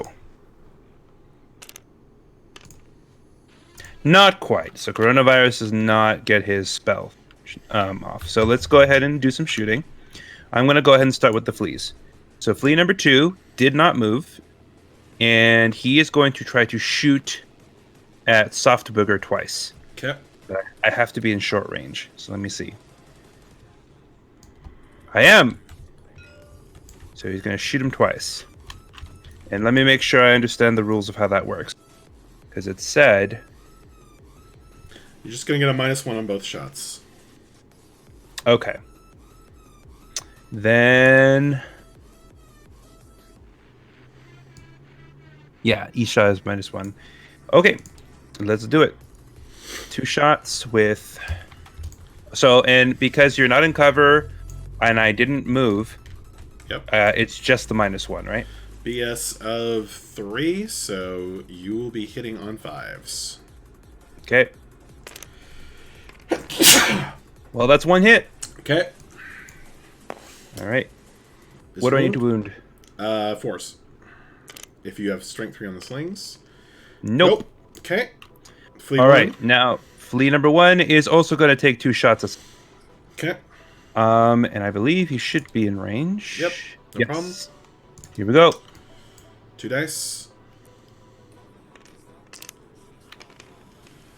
Oh Holy my gosh. Okay, this might be bloody. Was this soft booger? Soft booger. Soft booger, yes. All right. So 2 shots, two possibles to wound. That's a 4. And that's a wound. What kind of wound? Let's find out. 3. Stunned. And your spell only affects the Night goblins. Night goblins. Okay. They're just squigs. Who cares? It's like I like to think that the spell could affect him, but he like chooses not to bother. All right. So soft booger is currently stunned. Yep. And okay, cool. So next we're gonna come over here. So all of these guys move. So except for Shingles. I took so many more shots, but All right, so Pox is going to try and take a shot. Now he can see Snuffers through Dry Booger, right? yeah. Okay, yeah. But you Pox- can't. You have to shoot at the closest target. Oh, you are correct. I always forget that. All right, that's fine. Pox will then shoot. Okay, well, I'm assuming that it's Dry Booger and not Long Booger, Yeah. because I don't know if I can see him. Well, you can, but you can choose not to target him because he has cover. Because he's in cover. Yes. Okay. I'm gonna take a shot at 2 shots. No, I can't. I moved. So just 1 shot at Dry Booger. Okay. So I'm- just -1. Yes. The BS of Pox has BS of 3, so you would normally need 4s to hit, but instead you will need 5s. All right. Nope. Nope. Okay. All right, that's fine. Next, we're gonna go for. Okay. Can you cast a spell and shoot? No. Okay, then coronavirus is out. Bubonic is going to go ahead and take a shot at. Who do I want to blast? You didn't get off the spell, right? Did you? No, I did not. No. Or did you cast it yet? No. Yeah, remember it didn't work. Yeah, I don't remember. It didn't work. Okay. Bubonic is going to take a shot at. I guess the closest target he can see would be Dry Booger, so he's going to take a shot at Dry Booger. Okay. Bubonic has a BS of 4. Okay. Did he move? He did. Yes. Okay. He has The only- -2 because I'm going to claim coronavirus as cover. That is fair. Yeah, because Shingles is the only one who did not move. Okay, so if he's BS4 and Right, it's -2, So it's to hit 7, right? So BS of 4, you would need to roll a 3 to hit 7. So it's normally hits on 3s. But That's right. -2, so you need a 6. need a 6. Okay, worth a shot. Nope. Nope. All right, that's fine. We're gonna move on to Flu. He is going to take a shot at same guy. Actually, would Long Booger count as being in cover from Flu? Wait, 6? Maybe you would only need 5s. Well, I rolled a Yeah. 2, so it's Yeah. fine. Okay. So Flu is taking a shot. I think Long Booger isn't in cover from where Flu is. Sure. If Long Booger wasn't standing inside the terrain, he wouldn't have cover. Okay, then I Wait, think who we're is gonna this, say Flu? Flu. I would say that he's probably closer technically than Dry is, so he's gonna attack Long. All right. And don't he's have a. cover I from believe he's. coronavirus. I believe he's only a BS of 3. Yeah, he's only got a BS of 3. So Okay. And he moved. yeah, everyone moved except Shingles. All right. So 1 shot. Normally would need 4s. Nope. But needs 5s. Okay. Doesn't matter. Finally, I think he's the only one who's left. Polio is going to take a shot against same guy, Dry Booger. I'm not Dry Booger, Long Booger. Hey, Taladar. Polio is BS3, so same as it's always been. So -1. So if it's The okay, boogers. you are toughness 3. Double. I am BS3, so that would mean it's. Oh wait, no, that's not how it works, right? It's 7 minus. I'm trying to make sure I learn how this works. So if my sure. BS is 3, then it's 7 minus 3 is 4, Yeah. but it's a +1 because I moved. So it's actually 5. I need 5s to hit? Yes. Is that correct? Okay. Yes, it is. Haha! Unless Success! you're at long range, but I assume you're not at long range. I mean, I don't think so from there. No. Okay. That's So a I hit. got a Is 6. it a wound? It is a It's a wound. crit. What kind of wound? Oh, it's a crit. Okay, roll the die for the Well, kind of crit. Is it a crit because it's a 6? I thought that's how that works. Yeah. If you roll a 6 on the wound roll, then it's a crit. So what kind of crit? Roll again. 5. 5. Master shot. Hits an eye, the throat, or some other vulnerable part. Well, that makes sense. That's all he has. The target suffers 2 wounds instead of 1. There is no armor save. Alright, so now roll 2 dice for what kind of wounds they are. And we got out of action. 6. Okay. Cool. Long Booger, after rescuing you from the house, you are out of action. So Long Booger goes down. That was polio, right? Yes, it was. Yes. Now, do I get an experience for killing a henchman? Yeah. Okay, cool. So polio gets 1 XP. Yeah, mark it. Or we'll forget later. Yes, no, absolutely. So good job, polio. First kill for the, well, not kill necessarily, but first knockout First blood. for the the sickly swarm. And I believe Sorry, that's Long everyone. I believe that's all anyone can do. So my turn is up. Okay. Well, it's real interesting that I have not managed to accomplish anything so far. Let's see here. What do I want to do? Let's see what happens with the squigs. So, Dry Booger, how far can you move? 11 inches. Okay, that's not necessary at all. Holy crap! Oh, also my your God. Shingles has T4. plague monks are crazy, dude. But Pox only has T2, and Flu Because- only has T2.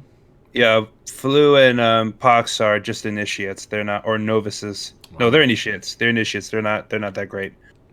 But you also, just as a reminder, your booger is not stunned anymore. He's just Oh yes, knocked out. thank you. That's right. He is just a sweep. Oh, and I have to check also. See, that's why I'm trying to get ahead of remembering. I have to check for I have to check for animosity. Correct. Distance from the boss pole. Which guy's that? Him. Alright. And yes, boss pole. Obey the pole. So everybody is within 6 inches and obeys the authority of the boss pole. Okay. And Dry Booger is real close to reminders. 11 inches gives me a lot of options, actually. I was gonna go for these guys, but now I'm kind of tempted to go for something a little tougher. What does the sensor do?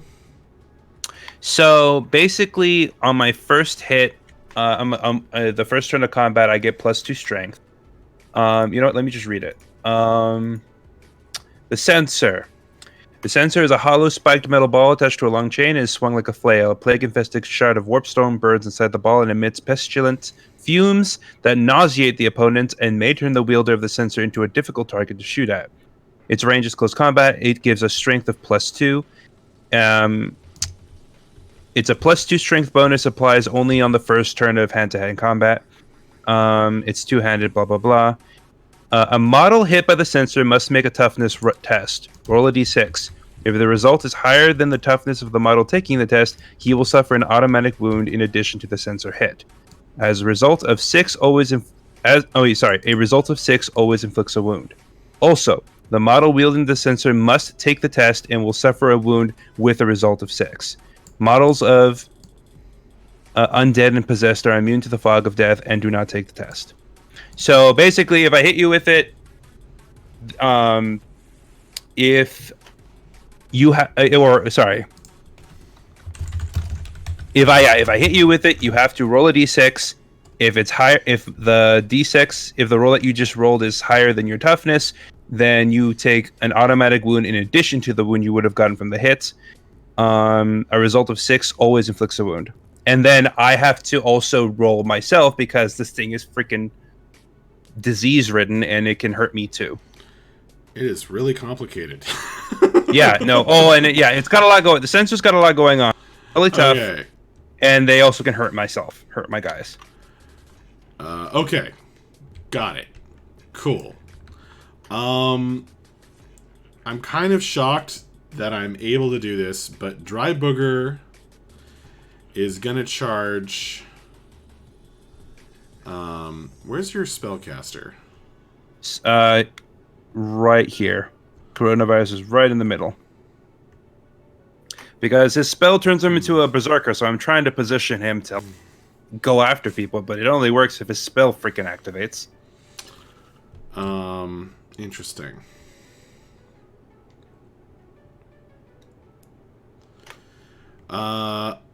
You know what? Screw it. Dry Booger's gonna charge your leader. Because he has 11 inches, so he can actually do that. He can go, nah, nah, nah. Well, alright then. Oh, right. I had no charges to declare. This is regular movement, but they charge in the regular movement. That's how they work. I know. I remember. I recall. Well, I'm explaining it so that I remember. Also our viewers. And our viewers. Our wonderful viewers. It's not quite D&D, I guess. It's a dungeon crawler of sorts. This is a miniatures war game. But it's like run like a campaign, so our guys get experience with each battle they fight and get stronger and stronger. Both of these are starting war bands, so they haven't gotten any experience yet. Except his guy just killed one of mine, so he got an XP. Mm-hmm. Okay, Soft Booger just woke up after getting knocked out. No, he didn't. He just woke up from being stunned. That's what I just said. Oh, sorry. I thought you said knocked down. Knocked out. So knocked out. Sorry. My bad. Stunned would have been the correct word to use. Alright, so let's see what happens over here, because, yeah. Bloody Booger is going to roll.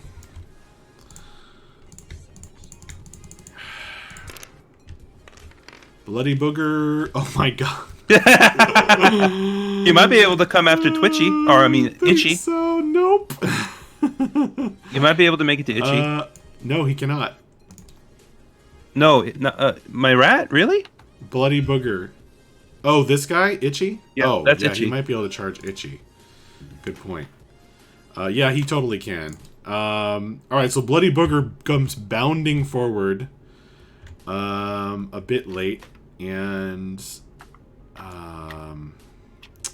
thing I don't like about that is, wait, was that the right guy? Yeah, Bloody Booger. Yeah.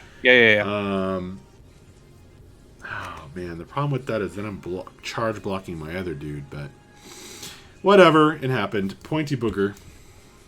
We're having a Pokemon battle here in the middle of the boardwalk. Oh, okay. 9 inches. Pointy Booger might be able to get around his knockdown teammate. 1.5.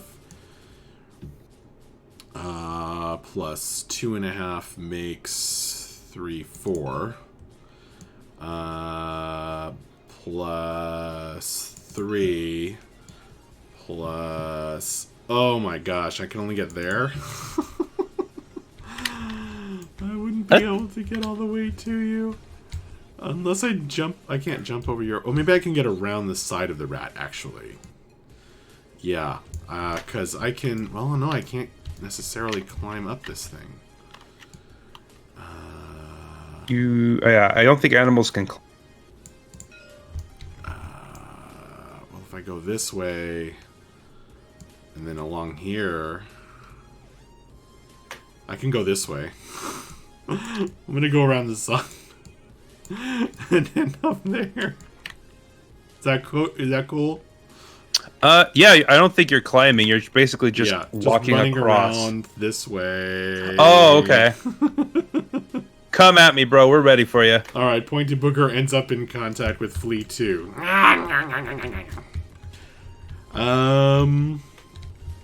That should be real interesting. We're gonna move. We're gonna move Honker. That's Bonk. We're gonna move Honker. I think we can safely move him just normally, so he'll end up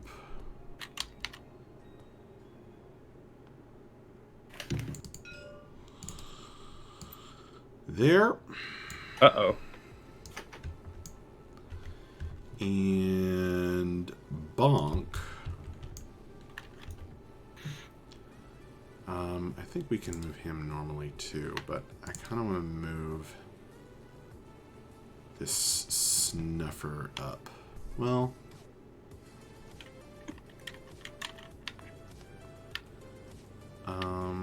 yeah, that'll be fine. So he'll move up this way. And up there. So Bonk moves there. We'll turn him for the cinematic viewing as well as the Snuffer. There. And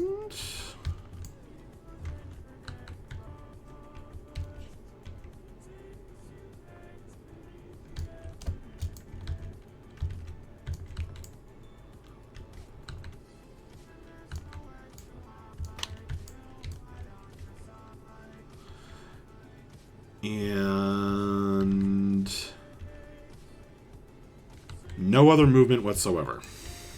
Okay. Shooting.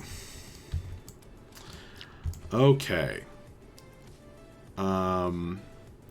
Honker is going to take a shot at this guy. 11 inches is long range. I have minus for moving and long range, but not for cover. I can't move the dice out of the dice thing. There we go. And that's a 1. Miss. Alright. Bonk is going to shoot. Now, Bonk has some options. He is going to take a shot at...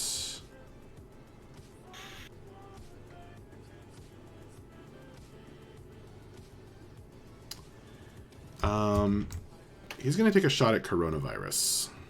Okay. Close range, moved. Ooh. No cover. So, BS of 3 means I normally hit on 4, I hit on a 5. Okay, fine.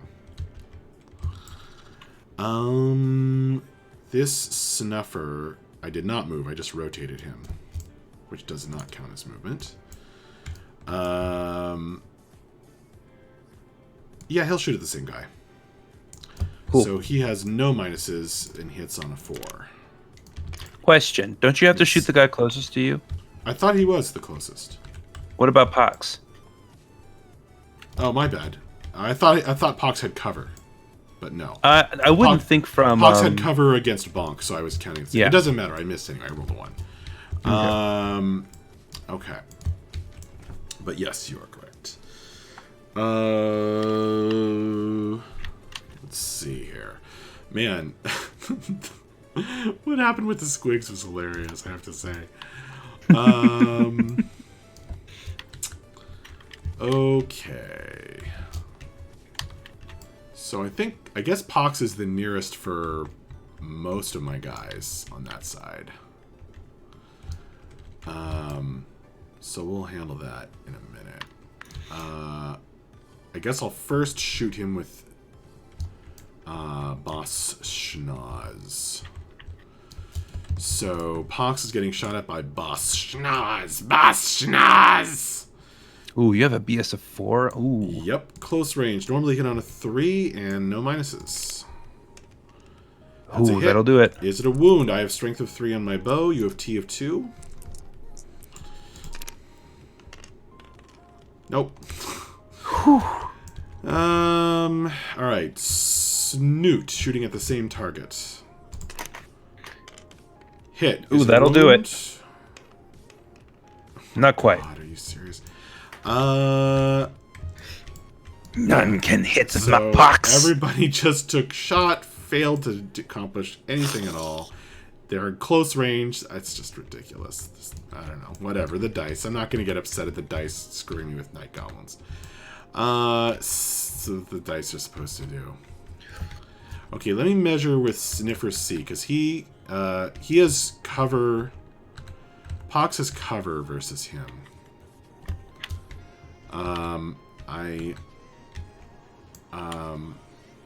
So I'm going to declare a shot at coronavirus. All right. Oh, I have cover. He has cover against me anyway. Oh no, it's this guy. This is the one that doesn't have cover. Flu. So I can declare a shot against Flu, and he is at long range. Does it hit? Yes, sir. Is it a wound? Yes, finally. Oh boy. My first wound after rolling. Not sure how many. Come on, dice. Flu. Come on, Flu. Stick in What there. kind of wound? Oh no! Out of action. Dang it. All my heroes Oh. failed, but I got one with the sniffers. Chalk one up for the sniffers. Well done. I hope you don't die, Flu. Okay, so I can take a shot at coronavirus with no cover. Coronavirus, no cover. This guy has cover. So these two, Snuffers A and Snuffers B, are both shooting at coronavirus with no cover. They are at long range, and therefore, but have no other minuses, and therefore will hit on. Well, wait. Snuffers A and Snuffers. I feel like Snuffers. The boxes might be in the way of Snuffers A. Oh, Jesus. My camera, not happy. It's just busted. Well, I don't know what just happened. My camera's flinging me off the table. Oh. Yeah, I see you. Kind of Some swooshing kind of about. error is occurring. Is it my keyboard? That's weird. Okay, can you get your camera down towards Snuffers A? Head? Yeah, let me take a look. Who does he not have cover against? That's the one I'm shooting at. Oh, it's Crane. Sorry. No, what? Crane. Pox. Pox. Pox. Yeah, yeah. Snuffers A could hit Pox, but I don't think he could hit coronavirus with it. Okay. Well, I mean, All right, Snuffers A is shooting at Pox. They have different. Oh, that's what happened. Is I hit Alt. Okay. All right, so this is the one shooting at Pox. No, because long range. Now the one shooting at coronavirus. that's a hit. Is it a wound? Yeah, he has T3. He is T3. All right, it's a wound. What kind of wound? Are you serious? Out of action on coronavirus. Oh my gosh. Oh, the short bow's finally hitting. See, I just threw enough dice at you that they took mercy on me. Okay, so how many would I need to lose in order to need to route? How many do you have total? I have 9. Okay, half of 9 is 4.5. Half of 4.5 is 2 1/4, so 3. So I'd have to lose 3 to have to route. Okay. Yeah, but I still have more shots, so that could still happen. All right. Sniffers B. Did I shoot with Sniffers B? No, I didn't shoot with Sniffers B yet. He can't shoot your leader because your leader's in combat now. So he's going to try and take a pot shot at Polio, who has cover and long range. Yes, long range. Okay, pot shot only hitting on a 6. Nope. Nope. All right, and then we have Beak, Boop, and this Sniffers. So Beak is going to shoot. Ooh, dare I shoot through the leader? It's a little iffy. Of course I dare. He's going to shoot through the leader at Pox, nearest target. BS Getting really 3 nervous. normally hit on a 4. It's a miss. All right. So that was Beak. How about Boop? Boop can shoot at Pox with similar risks. And or he can shoot at Flea 1. But I'd rather shoot at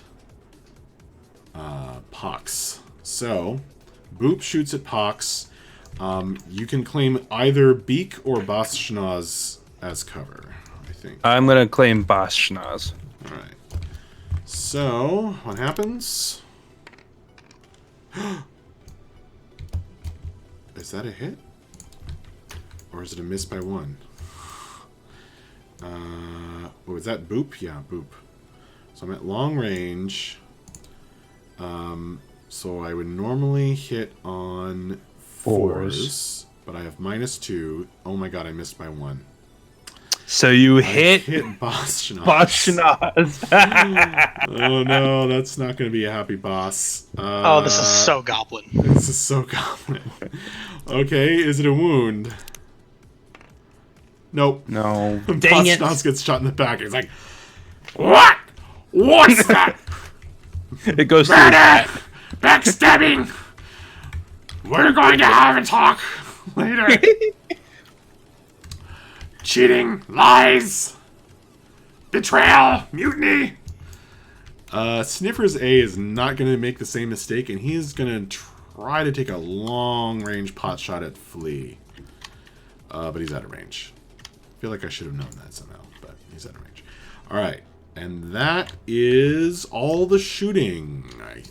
Did I shoot with Snuffers C? Did I shoot with this guy? I think I did. You have so many people. I know.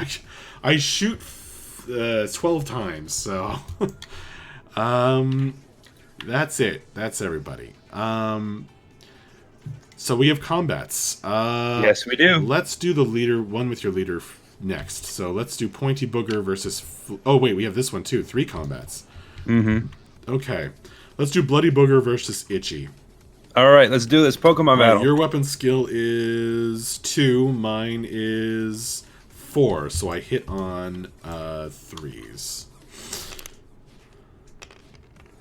Nope. I failed to All right, hit the Itchy. rat. All right, hits Itchy, the and rat. watch. Check this out. Oh, animated. Very nice. He's attacked you. All right, so Itchy is going to attack. Hits on 5s. Yeah. I think that's right. That's a 6, baby. That's a hit. Oh my god. I charged the rat and the rat's gonna kill Bloody Booger. I know it. Oh That's a my 5. god, that's a wound. What kind of wound? Get him, Itchy, get him. Oh, it's just a 1. You're just knocked Okay, down. knocked down. Still though, it's your turn next. Because I charged you. This is typical. I always lose stuff when I charge. All right, do we want to do Pointy Booger and Flea 2? Yeah, let's do it. Pointy Booger gets an attack. What's your weapon skill? My weapon score is 3. I also have a shield. Okay. Mine is 4, so well, that's a hit. Doesn't matter. You don't have a sword, do you? I do not. I just have a dagger. All right, and is it a wound? Nope. Nope. Okay, All right. so that's strength 4 versus T3, but this 1 is not going to wound. Okay, that's it for that side. Let's do Dry Booger versus Bubonic. Hold on. Wait. Doesn't Flea 2 you gotta get to strike attack back? My bad, sorry. I forget sometimes that like both sides hit each combat because it doesn't go turn by turn. Right. You know. So I have a dagger. So if I'm weapon skill 3 and your weapon skill 4, what do I normally hit on? Your weapon skill 3 against a higher weapon skill. I think you hit on 5s. All right, and with the dagger, that means it's actually. You know what?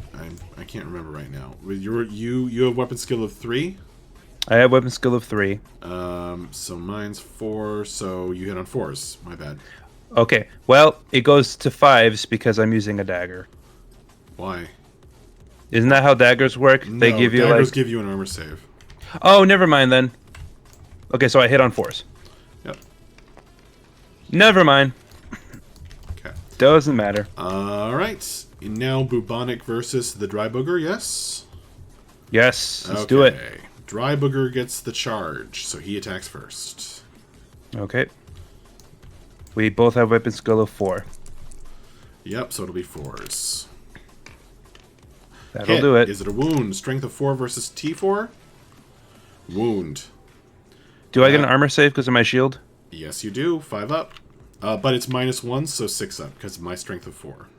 Dang it. Nope. Shoot. What kind of wound is it? On the leader? Stunned. Damn it. Okay. That is not good. Oh, here. It's, Well, you know, I was wondering what Shingles was going to do this round. I think I know. And that's it for combats. I think it's your turn now. All right, time to look at some charges. Obviously, Shingles is charging Dry Booger. Okay. Gotta save the leader. He stunned the leader, which is amazing. Also, well, he's not stunned anymore.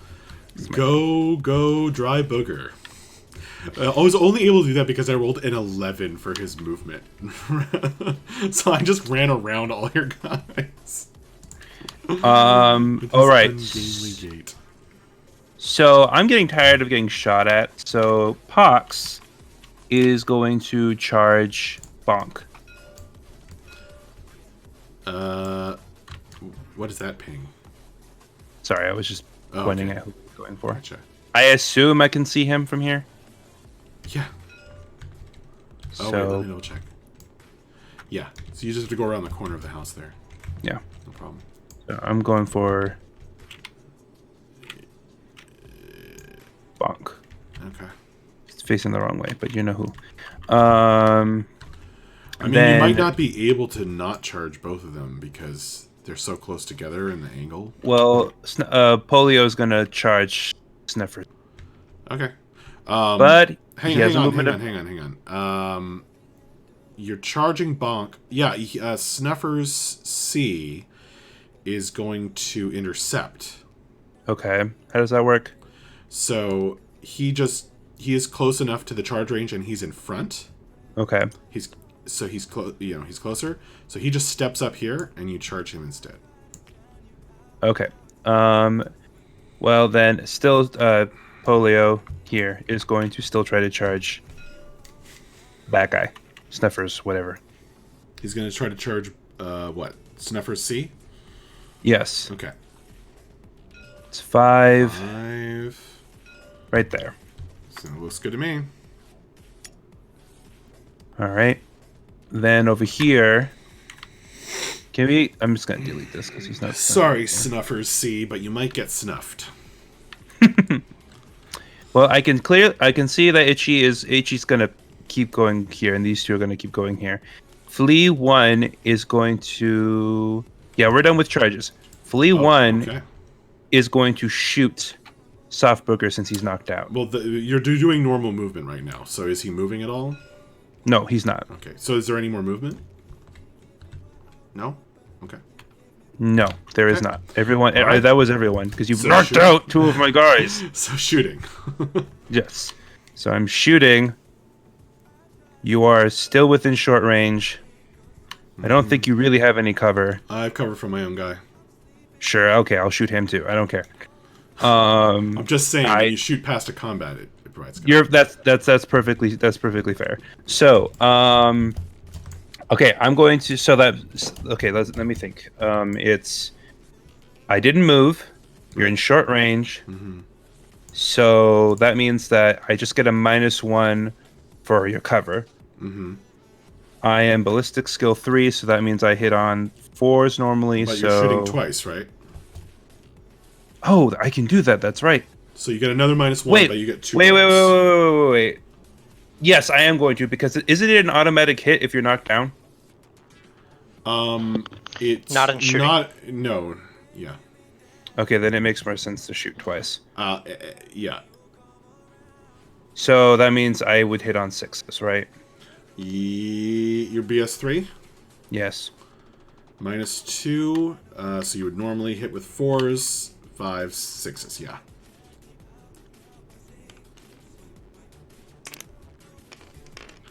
Oh, okay. Whew. Just one hit. Hey, Okay. got you with 1 hit. There you go. So let's see what it is. Is it a wound? It is not a wound. All right. Combats. I guess we might as well start with Itchy versus Bloody Booger. Okay, sounds good. I'm knocked down, so you just try to wound me. All right. Nope. Nope.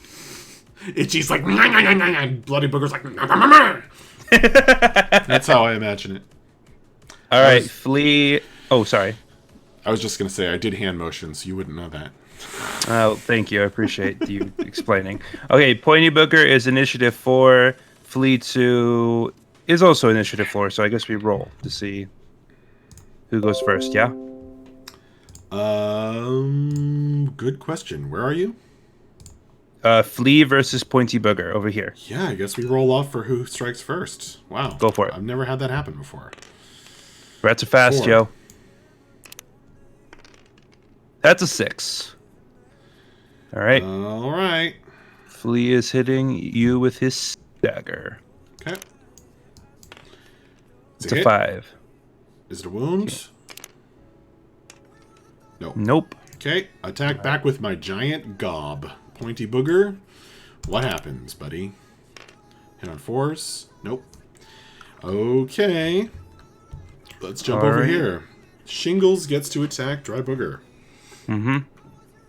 So Shingles is going to attack with both his disease daggers. Cool. So what that means, let me remind myself of what that means. So you still get the +1 armor save because because it's a dagger. Sure. But a natural 6 on a hit roll means that the model hit has been infected with the disease and that he must take a toughness test. Cool. Roll a d6. If the result is higher than the toughness of the model taking the test, he will suffer an automatic wound in addition to the dagger hit. Models of blah blah. We already know what ended in. All right, let's find out if he he. becomes diseased Booger. Yeah, So you're going to get 2 attacks because you're attacking with that is a correct. weapon in both hands. And you'll get that. And I am weapons skill 4. 4? Yep, you hit on 4s. Cool. Versus my weapon skill 4. The weapon skill chart is harder to remember than every other chart. Okay, right, 5's a hit. All right. Wound. You have you have strength of 3, so 4s. 4's wound. Let's see. Yep, it's a wound. What kind of wound? Well, you get an armor save. Oh yes, dagger. Is it a save? No. Nope. Knockdown wound. Okay. Cool. Okay. All right. Now I guess we deal with these guys over here. All right, and they're both attacking Sniffer Z. So I guess we'll start with. We'll start with who has the higher initiative. Definitely Polio. Polio is going first. So Polio is attacking you with. Oh, we get to see how the sensor works. Yeah. So for this attack I have +2 strength. I don't know when that comes into play, but so for this attack you have +2 strength. Holy crap! Well, that's Yes. wounding. Strength is for wounding, not It doesn't Okay. matter for weapon skill. Okay. Well, that's scary. I'm Okay. WS4. I'm apparently weapon skill 2. Jeez.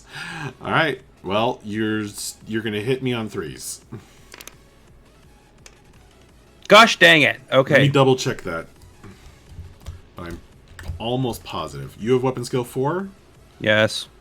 and I'm 3. Yep, 3s. Your weapon skill Oh, it 2. never goes down to 2s. Yeah, that's right. See, this chart is the hardest to remember chart. All the other charts I have memorized, but this one I keep forgetting. All right. All right. Well, Pops is it's a also miss attacking. with the sensor. And Is the it's- sensor two-handed? It is two-handed. Gotcha. Pox is gonna hit you with his dagger. We're both weapon skill 2, so how does that work? Dagger and shield, nice. We are both weapon skill 2. Yeah, you're gonna hit him 4s. I didn't hear it. Hit you on what? 4s. Well, it doesn't matter. Go for it. The easy thing is if the scores are the same, it's always 4s because it's always 50% if the scores are the same. That makes sense. Okay, Snuffer C survives this terrifying attack. Who is he gonna attack back? I think he's gonna attack back Polio. That's probably smart.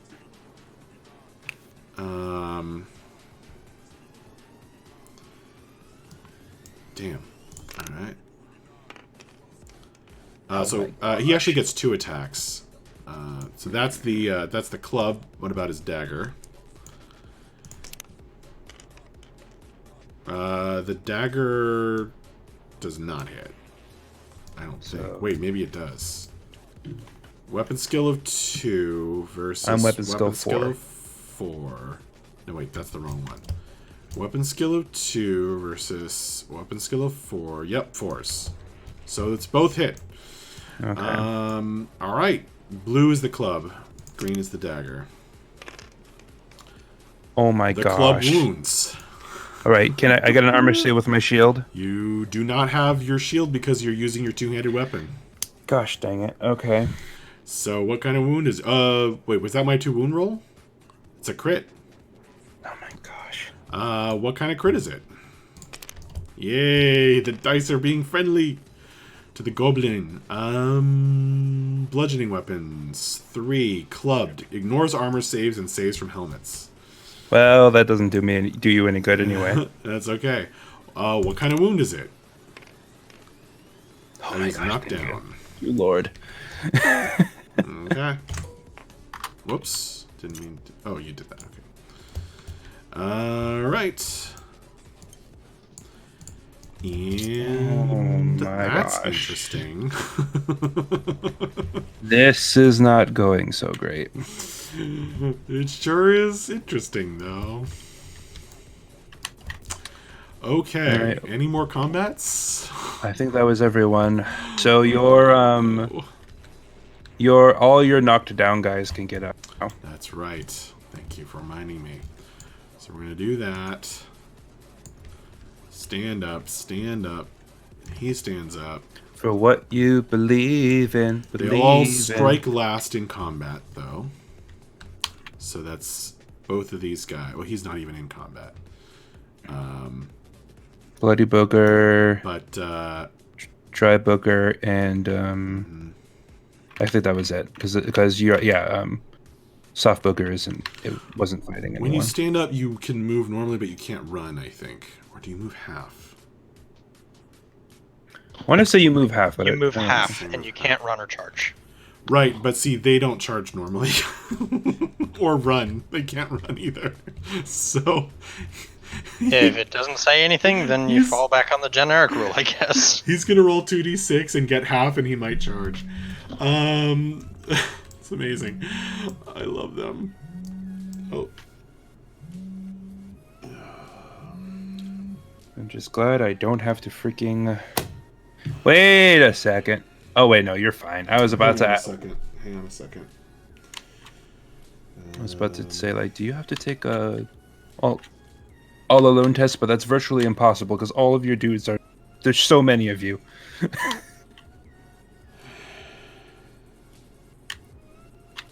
I'm just glad I don't have to route yet.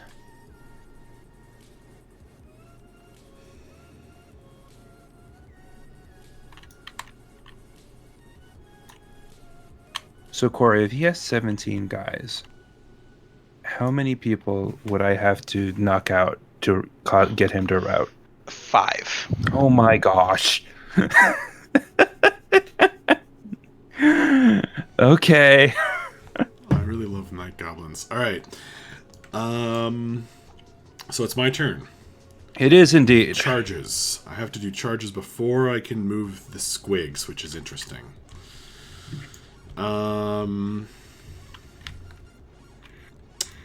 Charges. Snuffer's C can't move, but he certainly did his job.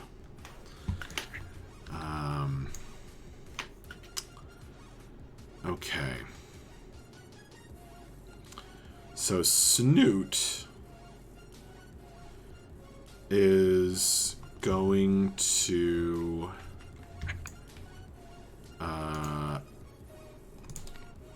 charge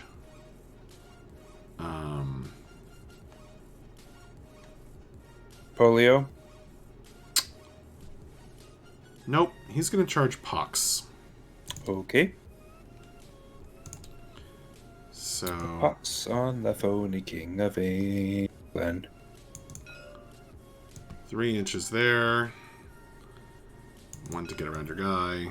So plenty there. So the most direct way will be to go there. Okay. And so that's what Snoot does. That's 1 charge.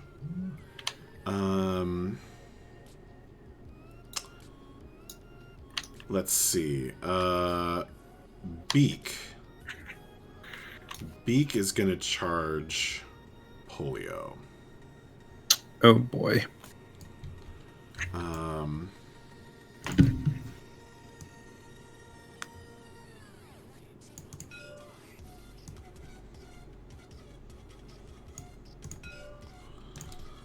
Okay. Like that.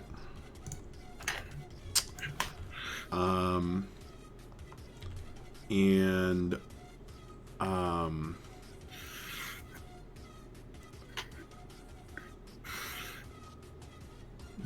Bonk is going to charge Polio. Like so. You're literally just ganging up around him and kicking him while he... Yep. Well, I want somebody to successfully roll to wound, so that means making like 6 rolls. Says the guy who's already knocked out 2 of my guys. Also, like, the only thing I can shoot at is this guy over here, and I haven't had much luck with that. At this distance. So Boss Schnoz is also charging him. Oh my gosh. There's a lot of us. Polio's dead. We charge! Boss says, He slams his thing down. Charge!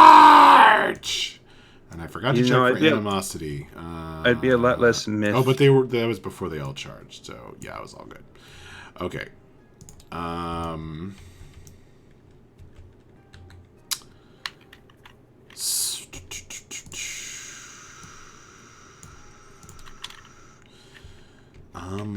Is that it for charges? I don't think Boop can possibly get in there legally.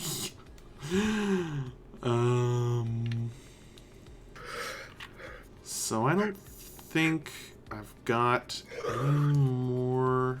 Oh wait, does Honker want to charge? Nah, Honker doesn't want to charge. Okay, normal movement. Boop is going to move up. Normally.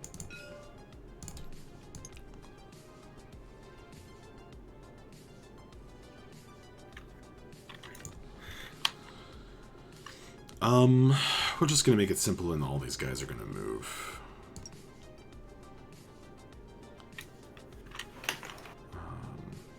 Because otherwise I'm going to get real confused. Gotta say, Nico, this is not looking great. Nope. It is not. And I don't even get the My underdog bonus for cabins. this. I know. You really should. Okay.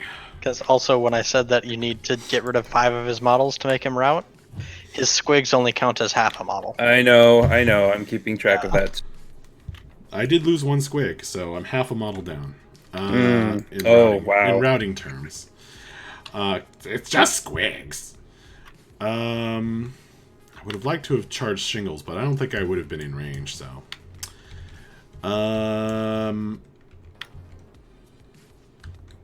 Although I'm really curious if I would have, but whatever. Over here, we have some normal movement to do. So Honker's gonna stay put. And Soft Booger is the only one that can move, because these guys are locked in combat. So how far does Soft Booger move? He moves half of 8.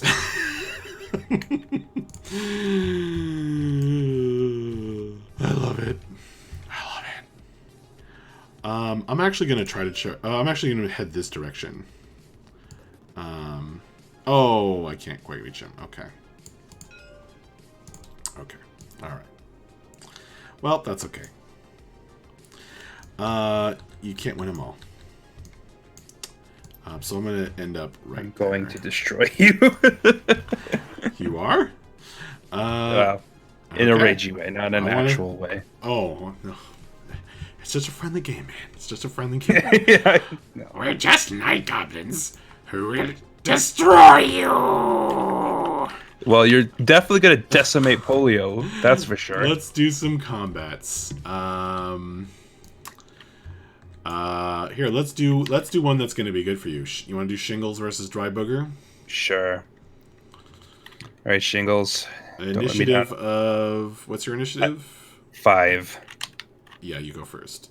And I'm attacking with both my plague daggers, my disease I daggers. have a hard time reading your stat line.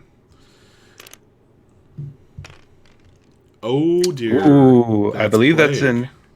I believe you need to roll a d6. Okay. And was that 1 hit or 2 hits? You got a 4, right? Yeah. 2 hits.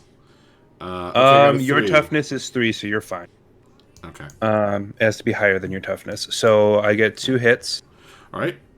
What kind of wound, or do they wound? Is the next question. You have strength of 3, so Yes. you need 5s to wound. Nope. No Oh wounds. my gosh. All right. Dry Booger turns and says, "Hmm."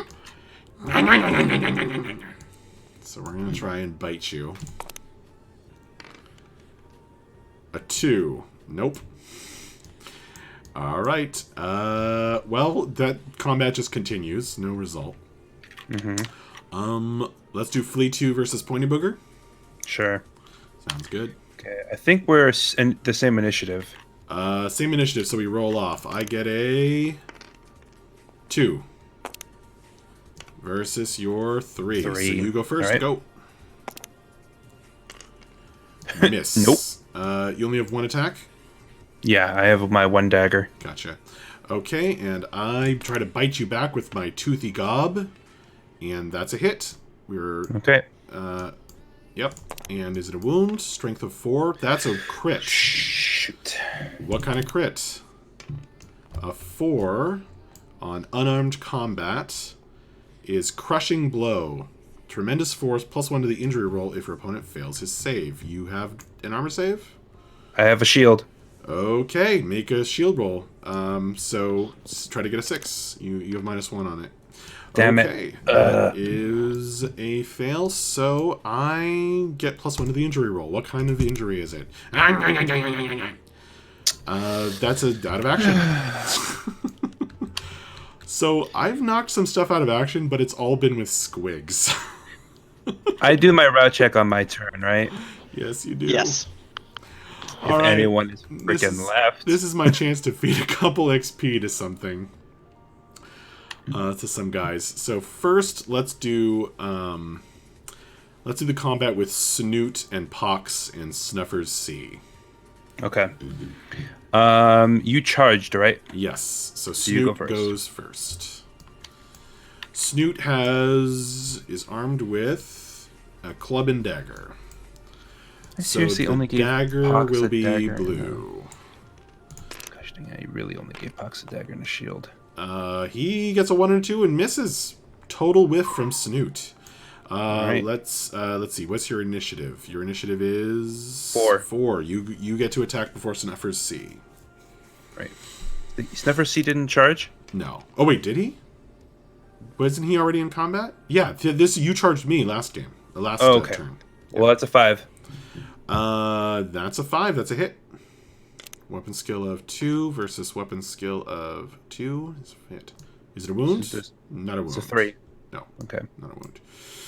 I've had no luck tonight. Well, it's not going your way. That's true. Okay, Snuffer's C attacks Pox with club and dagger. My dagger will be blue. That's 2 misses.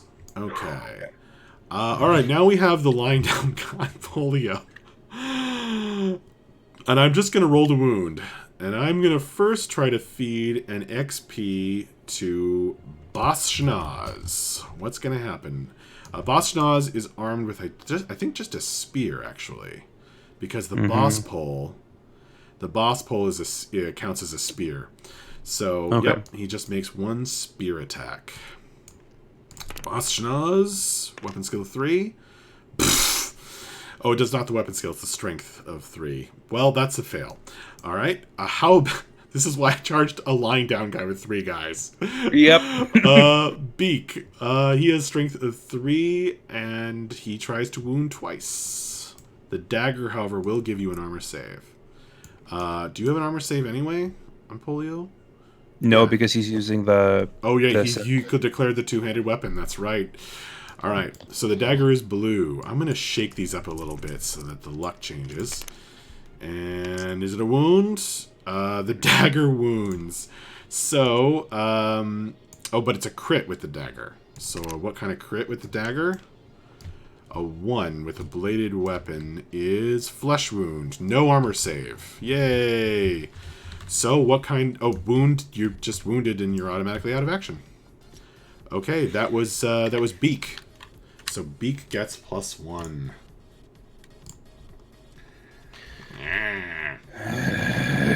Sniffs with his beak. Alright. That's one of my goons. Okay. Is that all the combats? Did we do the rat? Yeah. Yeah, Itchy failed to... No, we didn't. Oh, wait, no, we didn't. We haven't done the rat versus Bloody Booger yet. So, your initiative is... What? 4. Oh my god, we're even initiative. Alright, roll off. Who hits first? I get a 1. You get a 6. You attack first. Itchy attacks before Bloody Booger. Nope. That's not Do bad. I hit? Yum. Nope. No result. Okay, that's gotta be it. I'm pretty sure that's it. Okay. Did I do any shooting? No, because you were like, I don't think I can hit anyone. Oh. Well, because the only one you could shoot would have been flea number 1. I forgot to do that. I just skipped the shooting phase for some reason.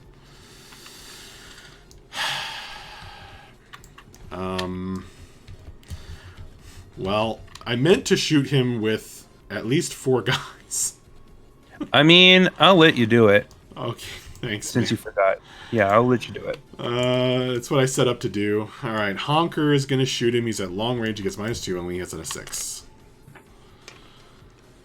He does hit. Is it a wound?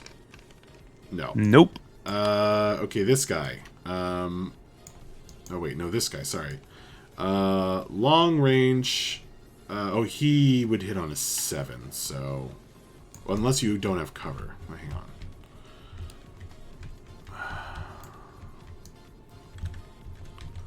Oof. I can't get my camera in there, can you? Oh, let me see. It's a Boop. Can Boop see him without cover? So I get a roll. You know what? Let me roll it real quick, and we'll see if it even matters. It only matters if I get a 6. Nope. Doesn't matter There anyway. you go. Okay. And everybody else is gonna have cover to shoot at him, so they would hit on a 7 anyway, so it doesn't matter. Okay, that's it. Thank you very much. And your turn. I believe you are forced to take a route test. Yes, Bubonic is going to wake up, see the carnage that is happening before him. Oh, whoops! I grabbed your guy by accident. Sorry. And be like, well, shoot. So yeah, I have to roll 2d6, and it has to be less than 7. Right? That's how that works. Because Bubonic's leadership is 7. Yep. Nope. And we route. Okay, good game, dude. Good game, as I got utterly stomped on. I literally did worse against you than I did against Corey's 16 lizards. I actually did better against Corey's 16 lizards than I did against you. Was that with this? But that was with a stronger crew. That was with a stronger group, sure, but Yeah. it was not by. I mean, I guess by much. But, Yeah, even having one level up on several guys is a big difference. Yeah. But yeah, good All game, right. dude. Good game. Yep. The Not dice, everyone. The dice spoke, and they said, Screw me, go. goblins. Bastnaz slams his spear down and says, We win! All right. We have to figure out the fate of my boar. That's All like right. 3 You want- heroes, dude. That was let me 3 do, heroes. Let me do my Yeah, go- guy real quick. I only have Do one. your one guy. So does the squig, known as Long Booger, does he survive? Let's see. Nope, he's dead. It's Goodbye, just long us. booger. It's just a squig, exactly. Goodbye, Long Booger. All right, what about you? All right, let's start with Flea number 2 since he's my only henchman that died. Or got knocked down. All right, he's okay, right? Yep, only a 1 and a Yep. 2. He's a henchman. Yeah. Flea number 2 survives. All right. Next we're gonna look at oh boy, let's look at Flu. All right, Flu, 2d6. Do I have to declare a highest? Yes. I do, right? Okay, red is going to be the highest. 52? 52 is full recovery. Full recovery. Oh, thank God. All right. Flu, you live, even though you didn't really do much, you live to see another day. He's gonna get an XP for surviving. Yes, sir. All right, now let's do Polio. Okay. This time blue will be highest. Okay. Switching it up. You get a 36. Ooh. Robbed. All his weapons, armor, and equipment are lost, but he manages to escape. Shucks. Escapes with his life. But that sucks because he had one of my sensors. How much do those cost? Hold on, 40. Ooh, I'm so So- sorry. That was shingles, right? Somebody's like, No, I'm gonna no, it steal was this polio. this sensor of deadly incense. So it was Polio lost all of his equipment. Yep. All right, Robbed. that's gonna make things difficult. Boy. That's a blow. That's a blow. Wow. Yeah. Sensors All are right. really good though. Mm-hmm. Yeah. They're risky, but they're fun. All right, and now the one I should have saved that first roll for. Let's see if coronavirus survives. Coronavirus. Is That's- that the who's that? That's He's my the spellcaster. sorcerer. Oh, the sorcerer. Red's gonna be red'll be high.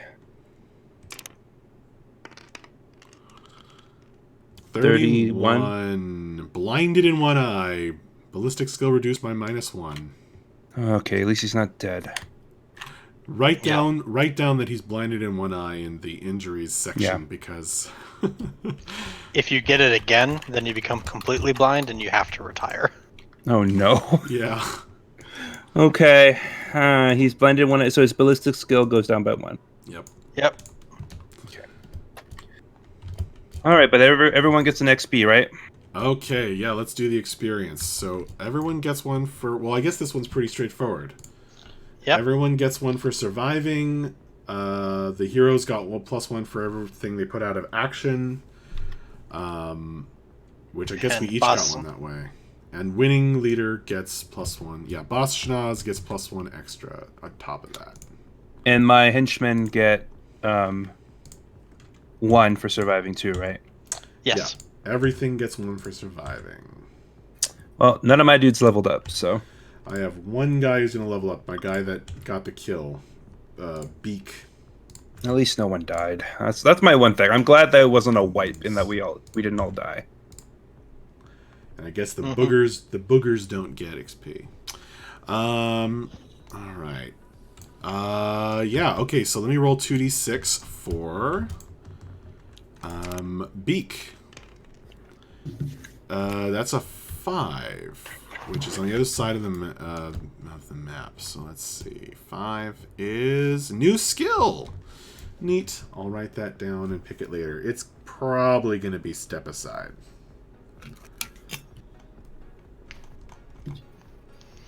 Step Aside is just such a good skill. And dodge. Although it makes me sad because I always fail. Oh no, it's not true. Not always. Always is too strong. I have succeeded on I think 2 Step Aside rolls, so that's pretty cool. All right. Very cool. Very Adjust my cool. models. So Let's do money. yes, All right, so you go ahead. Go first. Okay, I'll go first. Let's see. I I'm have gonna 6 be guys, and plus I get +1 for winning. You can still only ever roll a maximum of 6 dice. Oh, really? Oh, right, because 6 of a kind is the maximum. All right. Yep. I think you get to re-roll one Oh, if you're getting higher. Let me check that. I don't know. I never recall that roll. 1d6, maximum of 6 dice. Yes. So you must pick a maximum of 6 dice out of the dice you roll. Oh, so you still Even get if to you're roll allowed 7. to roll 7 dice or more. You Yep. still get to roll 7. Very cool. Very cool. Okay, what happens? What happens? So the grand total is 22, which with... That's 4, or that's 4 weird shards. stone shards. Very nice. And let's see, what did we get here? Double 1s, double 2s, and double Oh 4s. wait. I don't get 22. Oh, right, I yeah. have to pick 6 dice. You can go as low as So- 18 and still get 4. That's pretty cool. Double 1s, double 2s, and double 4s. So I simply get to pick which of those I think is the neatest. I've never seen anyone get... Well, no, it's going to be either double 2s or double 4s. Yeah. So So you can find either a shop or a straggler. Oh, I'm going with Straggler. So Okay, that's 4s. That's 4s, yeah. So I'll remove a 2. I'll get 20 total, which is still... Or 18 total. Wait. So was I adding that up wrong before? 1, 2, 3, 4, 5, 6. I must have been. But 18 is fine. So I get 4 weird stone shards and a Straggler on the double 4s. So what does that do? Yeah, so that is your warband encounters one of the survivors of Mordheim, who has lost his sanity along with all his worldly possessions. Skaven warbands can sell the straggler to agents of Clan Eshin for 2d6 gold. Possessed warbands can sacrifice the unfortunate individual to for the glory of the Chaos Gods. The leader of the warband will gain +1 experience. Undead warbands can kill the man and get a zombie for no cost. Any other warband can interrogate the man and gain insight into the city. The next time you roll on the exploration chart, roll 1 more die than is usually allowed and discard any 1 die. Huh. For example, if you have 3 heroes, roll 4 dice and pick any 3. So yeah, kind of just another extra dice on the exploration chart. That's interesting. Okay, well, I guess the goblins don't do anything special, so that's what happens. I gotta Yep. write that And down. then with 4 shards of Weirdstone and 16 plus individuals, you can sell that for 55, or you can sell 3 for 50. Huh. Well, that's all 3 then. Okay. That is definitely worth it. And get 50. It's only a downgrade of 5, so definitely a good idea.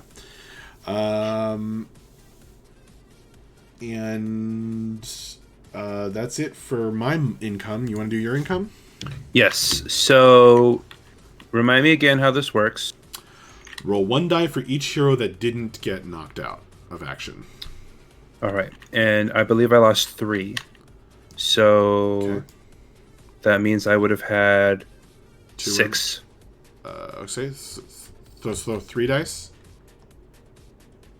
Is it half of whoever? How many? It's 3 dice, or it's 1 die for every hero that wasn't knocked out of action. So it's 6 dice. No. Knocked Out out of of action, action. not dead. People Wait. who were taken out of the fight. Right. I have 9 people. 3 of them were knocked out of action, so I have 6. Heroes. Heroes. Oh, It okay. only counts heroes. Then I lost. Yeah, I lost a henchman and two heroes, so I would have 4. Okay. I thought you lost 3 heroes. Didn't you roll on the injury chart 3 times? Yeah, I thought you did too. You got robbed, you got full recovery, Yeah. and you got I blinded. got- So if you have 6 heroes, then you get 3 Oh, dice. didn't I? I guess I did lose 4 people. Never mind. I thought I only lost 3. All right, then 4. yeah. So 2 dice. That's what I thought. No, sorry, 4 people, including a henchman. Oh, a henchman. Okay. Yeah, so All right. 3 dice. So 3 dice. Just fling it. There you go. 3 dice. Getting 8. Okay. 8 on the income chart. That's 2 shards. 2 shards. What's Okay. your total warband size? 9. That's 50 gold. Really? That sounds. Wow. That seems worth it. Yeah, we'll sell that. The difference between 9 9 and guys 17. and 16 guys is pretty massive. Oh yeah, 16, not 17. Because 1 died. And I know I ask this every time, but we're counting my rat, right? Yes. Okay. Yeah, and my boogers. All right. So 50 gold. Very Not nice. too shabby. Not bad at all. Mm-hmm. Okay. Rarity rolls, I think, is next. Let's see. Yes. Okay, so each hero that wasn't knocked out of action, each hero can search for rare items in the shop if he wants to. I am going to be searching. So I am looking for Lucky Charms. Not the leprechaun kind, but some kind of special amulet. And I think that's rare 6.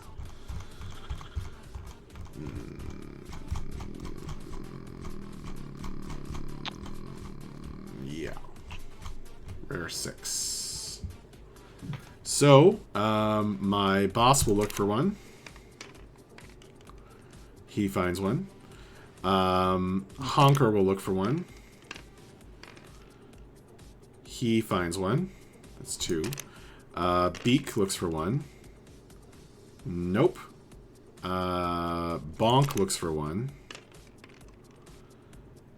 He finds one. So that's 3. Boop looks for one. He finds one. That's 4. And who else was there? Oh yeah, the shaman. Snoot. And he finds one. So I find 5. Cool. And those cost... And you got 50 gold. 50 gold. They cost 10 gold 10 each. gold each. I might just buy all 5 and not replace the squig. Maybe that's crazy. I'll think about it.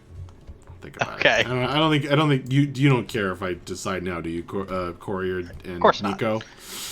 If you what? Yeah, probably not. You know that you've got 5 available. Yeah, so. I got 5 available. Do you have any rarity rolls you want to make? Yes, I do. You can. So it make has up to be 3 heroes, rarity rolls. right? Yeah. Yes. Heroes that weren't knocked out of action. So you've got 3 heroes that can look. Okay. 1 second.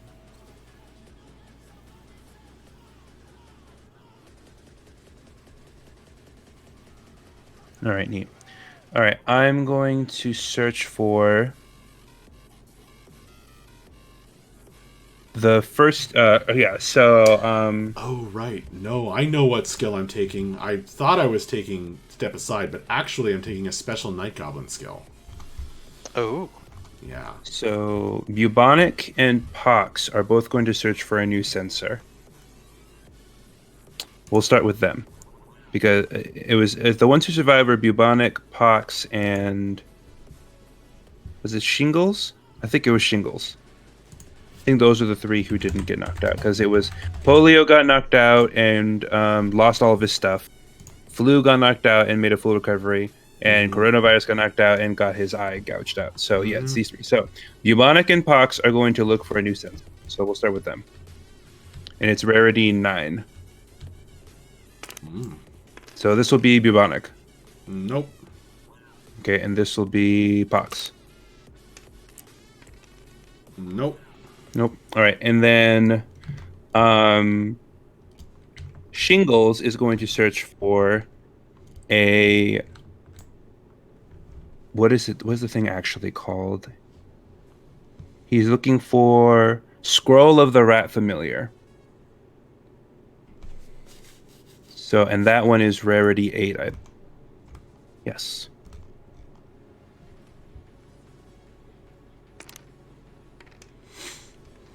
Neat. And that cost. How much does that cost? Wait, what is that? A scroll of what? Scroll of the Rat Familiar. Its cost is 25 plus 1d6 WT. Oh, yeah, WT's my money. Because I don't actually do gold. I do warp tokens or whatever. Sure. So it's 25 plus 1d6. So I have to roll a d6. Okay. This is interesting. Oh, Okay. ouch. So that's 30. I'll buy it. Sure. So that brings me down to 24. That must be a really good scroll. I mean, it's cool. I like it. I like it because it fits. Well, okay. So here's what it does. The Scroll of Familiar Rat Rat Familiar has a spell inscribed on it, usable by a pestilent sorcerer as many times as he wants. If the warband includes at least a giant rat, the spell may be cast on it before the combat begins, transforming it in a rat familiar. I meant lots of spelling errors. If his rat familiar is within 6 inches, the sorcerer may re-roll once in a game the dice to overcome the difficulty of a spell. A sorcerer may only have 1 rat familiar at any time. It is a henchman and it counts normally toward the maximum number of models permitted to the warband. If the sorcerer dies, the rat familiar turns back to his giant rat form. So its stats change, and it also has a special rule. Enchanted animal. The rat familiar earns experience as a henchman. A result of 10 to 12 on the henchman advancement table instead of the promotion to hero status gives as a result improved spellcasting. If the sorcerer is within 6 inches of the rat, he gains a +1 bonus when rolling die to overcome the difficulty of a spell. This ability is cumulative. So it basically turns my rat into a henchman XP awesome. and gives bonuses to my sorcerer. That's super cool. I can see why you're willing to spend so much. It just, I don't know. We have 1 giant rat, and I thought. So it says I just want to say real quick, thank you, Brave Little Toaster, for the follow. Yes. It says I can maybe cast on it before the combat begins. So I'm assuming I could just start the fight with him already being a familiar. You have to roll the dice before the fight. Yeah. It doesn't have a difficulty. Oh. Wow. It just does a Just thing. happens. It's so as far as I can tell, it's intended to just replace the familiar item, like getting a familiar for a wizard. Nice. So coronavirus. Oh yeah, he wasn't the one who got robbed. It was polio. So he's going to get the rat familiar, and I'm gonna have to change itchy stats. It looks like this stat line is identical to a It, normal giant rat. it might be the the start. same. It might be the same. Yeah, it's the same at the start, but Okay. now he can gain experience. All right, cool. Neato. Very neato. And I'm gonna put in here enchanted animal.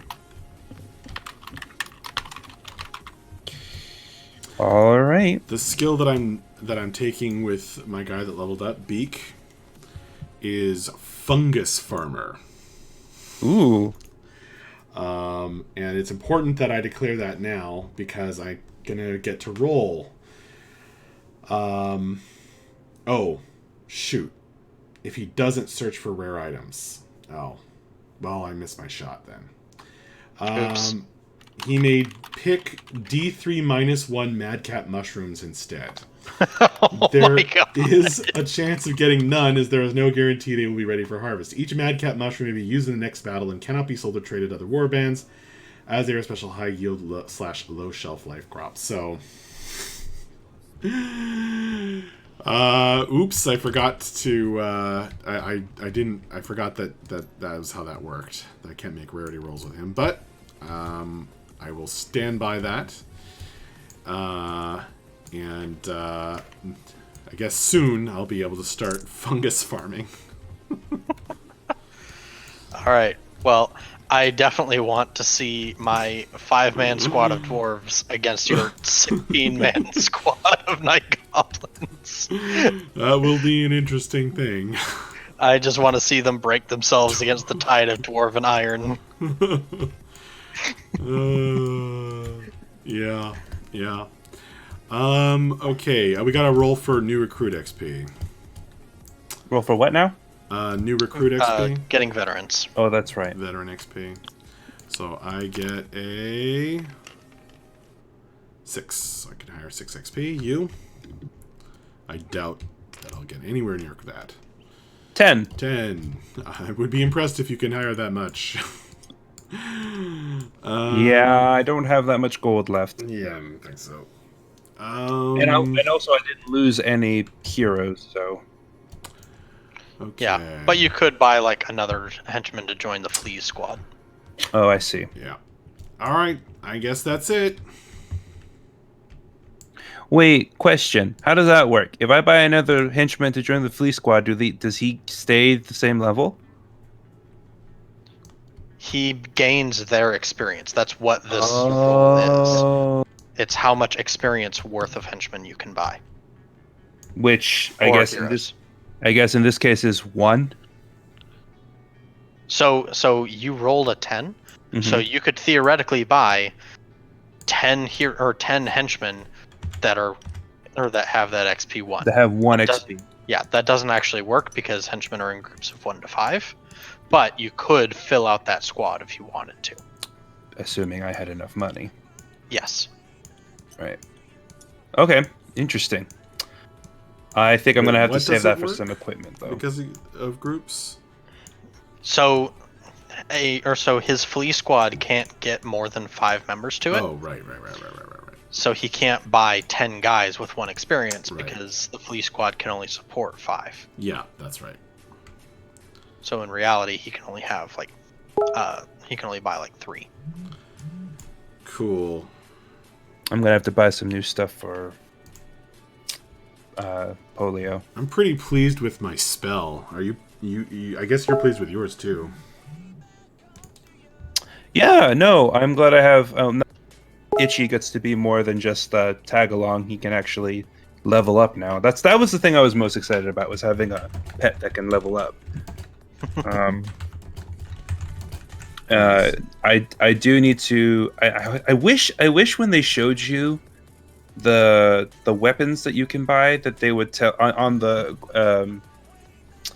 list for your warband that they would tell you what their rarities were too. Because I want to buy. I think a sword and a shield are both Yeah. common, right? Yeah. Yeah, they are.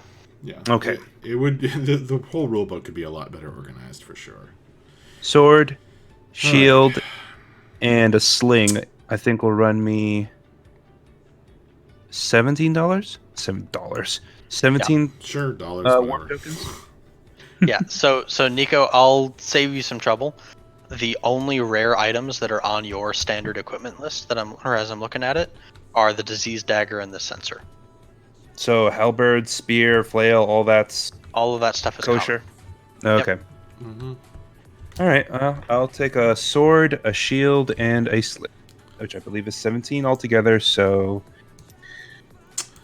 that brings me down to I'm probably going to lie awake all night trying to decide whether to hire back Long Booger, get a new squig, or to take 2 more Lucky Charms.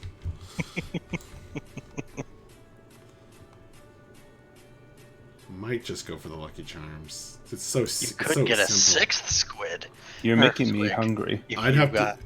or if you've only got 2 no, Lucky you have a Charms. warband limit of 5, I think. Oh, can you only have 5 of them? I think there's a warband limit of 5 squigs. Well, that's probably for the best. Yeah, 0 to 5 cave squigs. So yeah, that's probably for the best. Honestly, they're kind of OP if you could take any more. Yeah, like them being weapon skill 4, strength 4 animals is crazy strong, especially with that 2d6 inches of movement. Well, yeah. Like they can fly around the board. They really can. They really can. Well, see, it's interesting because like if you compare them to dogs, like what Dave's warband has, the dogs have a movement of 6, so they can run 12 inches. And they can charge 12 inches. So in those 2 scenarios, they're faster than the squigs pretty much every time. But when you're not wanting to charge necessarily, or you're not sure if you can charge, and you're too close to be able to run, then that's where the squigs movement is really good. Yeah, it actually can be a good thing. It's just inconsistent. Yeah. It's all over the place. And there's someday there will be a moment where a squig runs a distance and then gets out of reach of its minders. Yep. And that will be a very interesting day. For sure. But yeah, the Night Goblins list is like all about the squigs.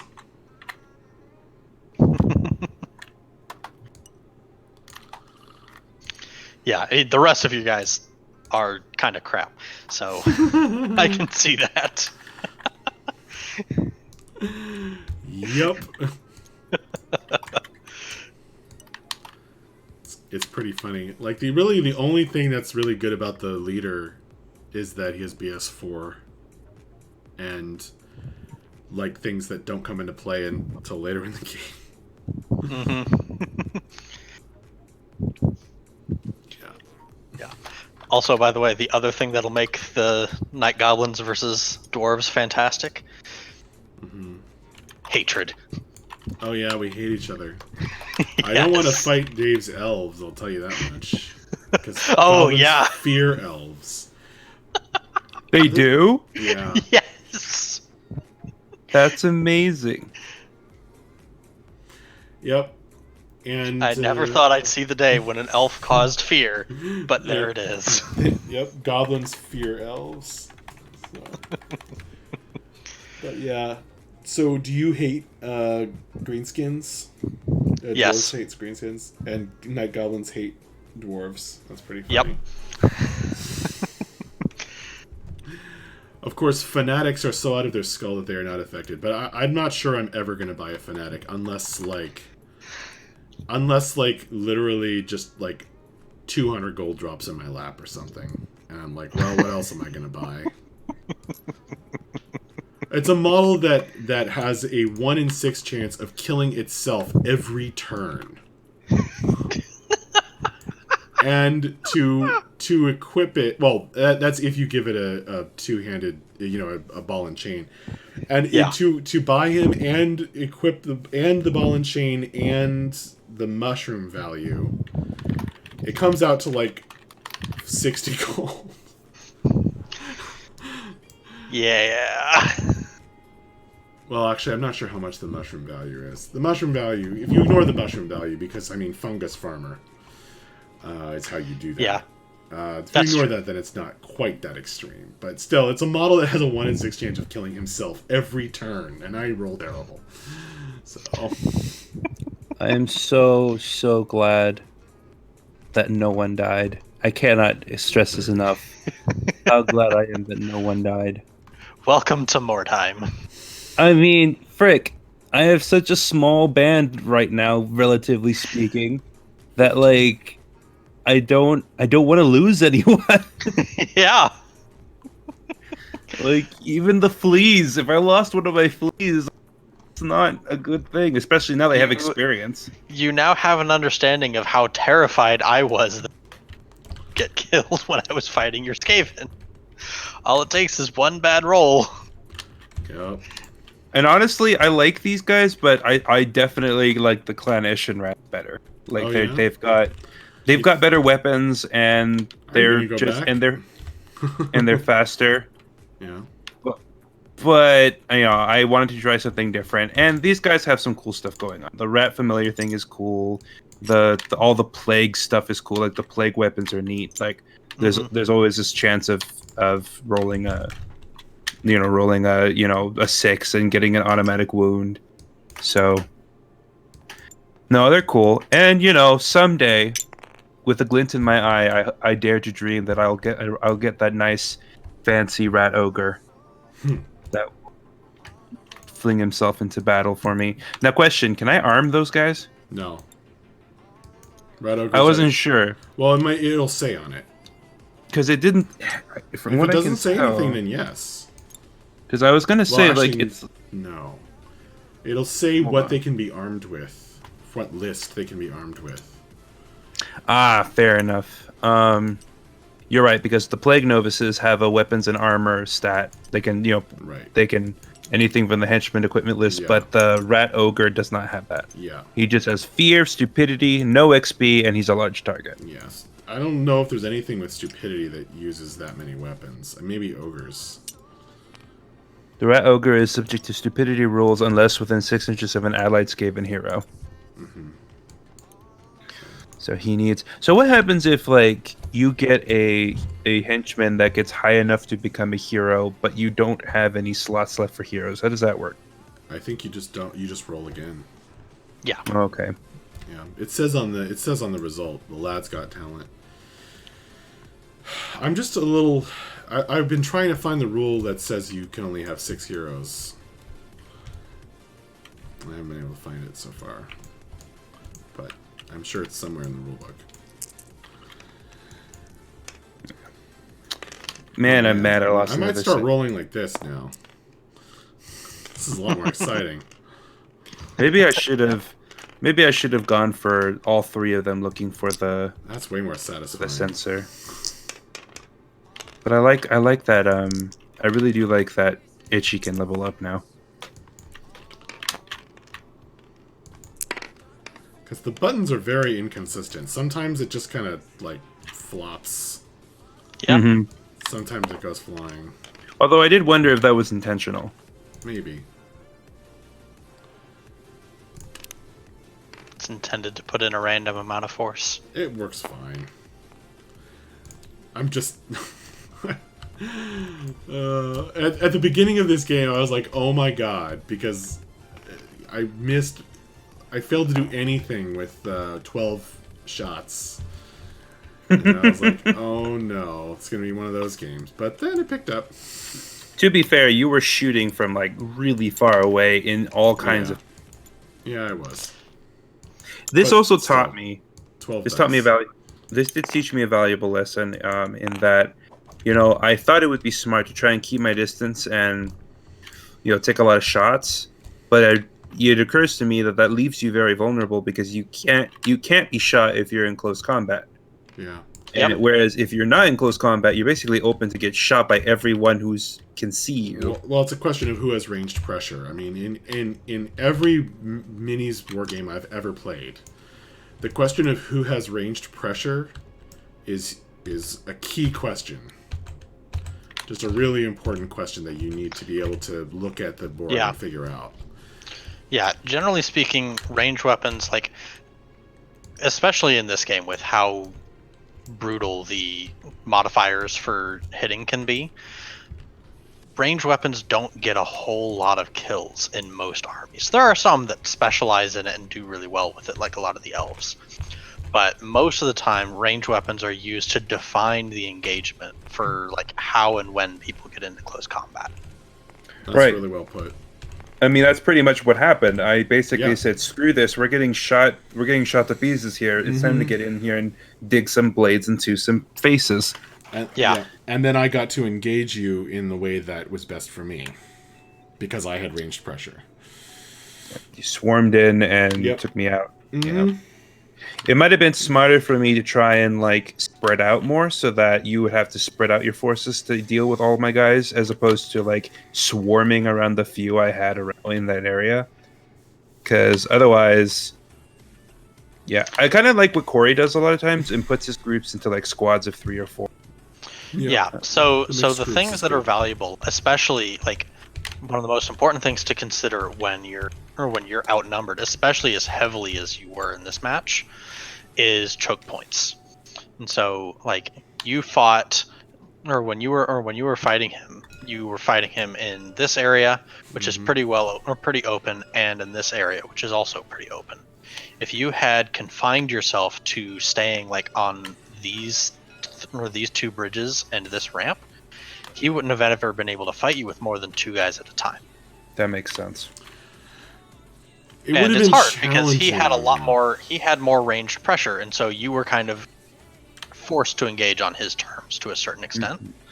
But those are the kinds of things that you want to keep in mind. You do not want to get your guys just surrounded. You don't want to let him use his advantages of numbers as much as he can. Right. It would have been almost impossible to pull off. But ideally, you would have had like 3 rats up here, and then used your longer range on the slings, and that's a margin of 2 inches. So I say this is almost impossible. But the ideal situation is you use your 2 inches so that you can shoot at me, and I can't shoot at you, and I'm forced to move up, and then you just move back and keep doing that. That would have been a good idea. And then you just back up, and then if I take that bait, and it would be hard for me not to, who knows what would have happened, because the squigs are just such a wild card. Yeah. But see, the thing is what would probably have happened is then a squig would run up here, and then you're like, okay, this is a good engagement for me. You get to charge 2-1 to a squig, and instead of the squig running through your lines and downing your leader, which was my favorite thing that happened this match, you then get to grind down a model, and it's a very slow but painful way of grinding me down a little bit. Yeah. But that would have been very hard to pull off. Mm-hmm. Yeah. The other thing that you can do if you're worried about your opponent's ranged attacks is just focus more on hiding, and which is exactly what harder. But that was exactly what I was just thinking, because like if I had hidden behind some of the building, and then set 2 guys like you said up here to be at range, I could have forced you to have to come to me, and then my guys would have been hidden. They would have been safe from being shot, and the fights that were going on over here were mostly just with our henchmen. So it's like, big whoop. All my heroes were over here and getting their butts kicked. But I am glad I am glad that Shingles didn't lose his 2 disease daggers, because I built him to be my little like. And I'm also so gosh darn glad coronavirus didn't die. I was really scared about that. I definitely know now that Itchy is going to be sticking with him all the time. because that little re-roll to cast my spell is going to be super useful. If I were you, I would be thinking a lot about how to protect my T2 guys. How to what? Protect my T2 guys. Yeah, Fluid. You know, okay. Can we just talk about the little MVP over here, Pox, who got shot by like everyone and dodged every single bullet? Like, oh my gosh, Pox did like the monks are like definitely looking at this kid because he was in the hot seat for so long I and guess I took didn't no even notice. damage. Literally, almost Pox got shot out more than anyone in this whole game, and he did not take any damage. Mm-hmm. And then meanwhile, Flu over here, who saw almost no action, was like knocked out in one hit. So yeah, no, definitely I need to keep an eye on these two and be a little bit more careful. They probably should be the ones further in the back taking shots. I think. Yeah, probably. Yeah, they're better for shooting and for charging into combat's already in progress Mm-hmm. to try to steal kills and knock out people who have been knocked down or stunned. Because these are the babies. These are the ones who Yeah. who can get level up a lot faster. Yeah, they level up the fastest, but they are the most vulnerable. Mm-hmm. Meanwhile, my monks over here are supposed to be the heavy lifters, and they both didn't do that great. But it's okay, Yeah. I forgive them. Well, the squigs are hard to deal with just because they're weapon skill 4 and strength 4. I So definitely they hit you on underestimated 4s them. and wound you on 4s, even though you're toughness 4. And with their initiative 4, they were able to keep up with how fast my rats are. Yeah. So, which yeah, it's crazy. Although I love that both of my my monks are initiative 5. That is very nice Yeah. to have 3 initiative 5s on my team. Mm-hmm. But Yeah, honestly, the other thing that you can do with Skaven, if you're wanting to build more in a ranged capacity, is if you arm them with spears and shields, then what you can do is basically allow your opponent to get up really close, and rather than you declaring the charges on them, you just shoot at them twice with the slings while they're in close range. And if you can knock them out with the slings, fantastic. If you can't, they charge you, and you still go first because you've got high initiative with your spears. with my spears, yep, that is a good point. I had some very important information. Oh, They have done the physics this particular way on the roofs of these buildings. Oh dear. So you can actually climb them and stick your guy on top on purpose. Wow. That's great. So that actually changes my estimation of the best strategy for you. jump across the rooftops. Yup. You have initiative 4. All you have to do is move in base to base with the building, make a whatever it is, 75% chance test. And then you're up here, and then you're shooting from up high, which means then you can shoot at pick your target. Mm-hmm. And I am avoid some in. cover. Spider rat. Oh man, that's good to know. I'm a super These cool buildings might be spider good rat. in certain maps. Well, I bet a lot of the buildings are like this. But that's great. Good old hut.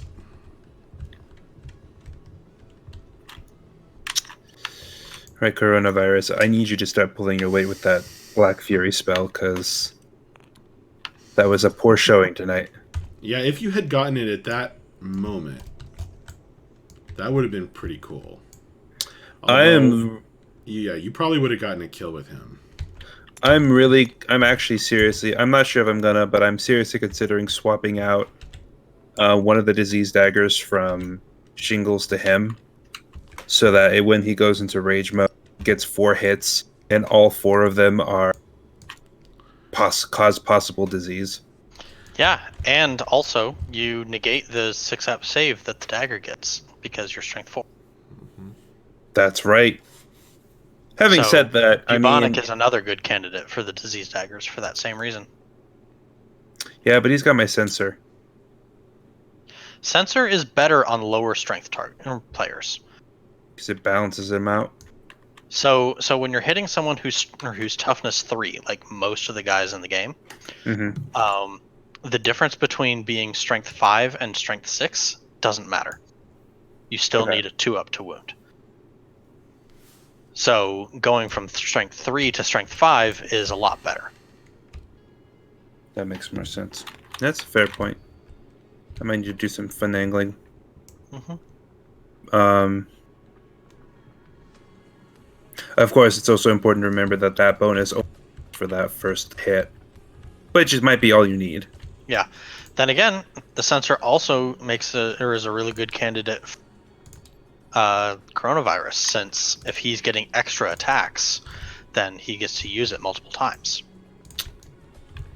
Although, counter argument to that is that given that bubonic is, let me check. He's toughness 4. Oh well, no, shingles is toughness 4. So the monks are also tough. So higher toughness is better because that means that's a higher chance of a sensor. So I would. So when you're using the sensor, you're not making a toughness test. You're just rolling. You just need to check to see if you roll a 6. Oh, you're right. I'm sorry. I thought it was a. Yeah, it's a toughness test for the target, but it's just rolling a 6 for you. So it doesn't matter. Mm-hmm. I see what you mean. I might swap things around a bit then, because that makes a lot of sense.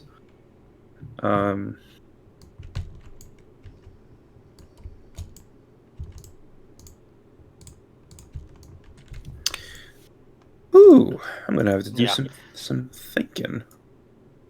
There's a lot of cool ways that you can adjust your warbands and stuff in this game. It's one of the things I really like about it. So you're saying that going up to strength 5 is better than going up to strength 6? Yeah. Okay. Because it's the same bonus. It would be more accurate to say the difference between 3 and 5 is significantly higher than the difference than the difference than 4 and 6. Than 4 and 6 against most armies. Yeah. Yeah. Right. It's not gonna. No, but that makes sense. It's not true against Saurus. Well, even then, it's equal.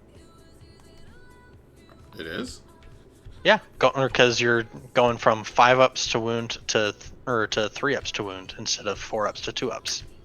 It's the same increase overall. But you lose like 5 versus 6 against toughness 3. It's still the same value.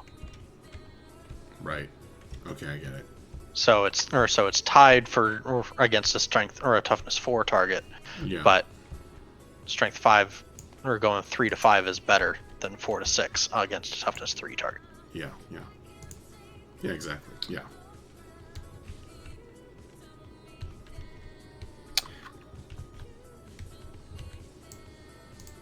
Yeah, I think I'll actually swap. I'll give the sensor to, I think, one of the monks. Probably shingles.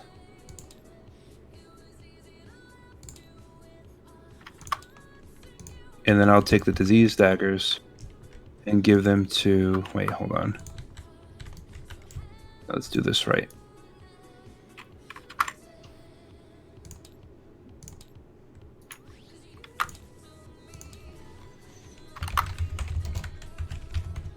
Then you take the sensor and give it to...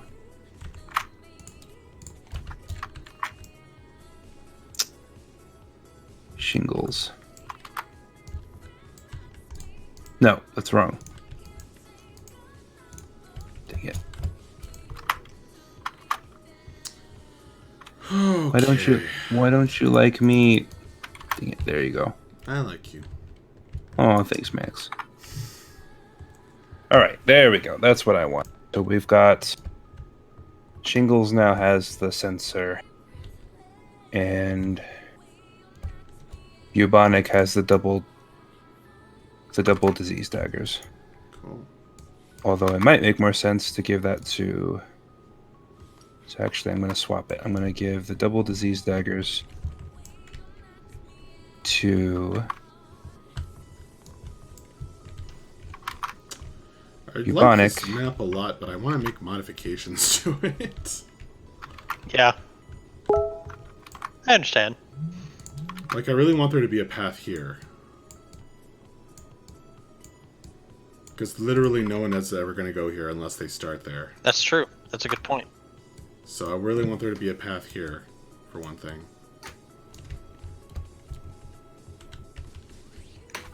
How much gold did I have left? I have 7 gold left. I really would like to give Bubonic a better weapon.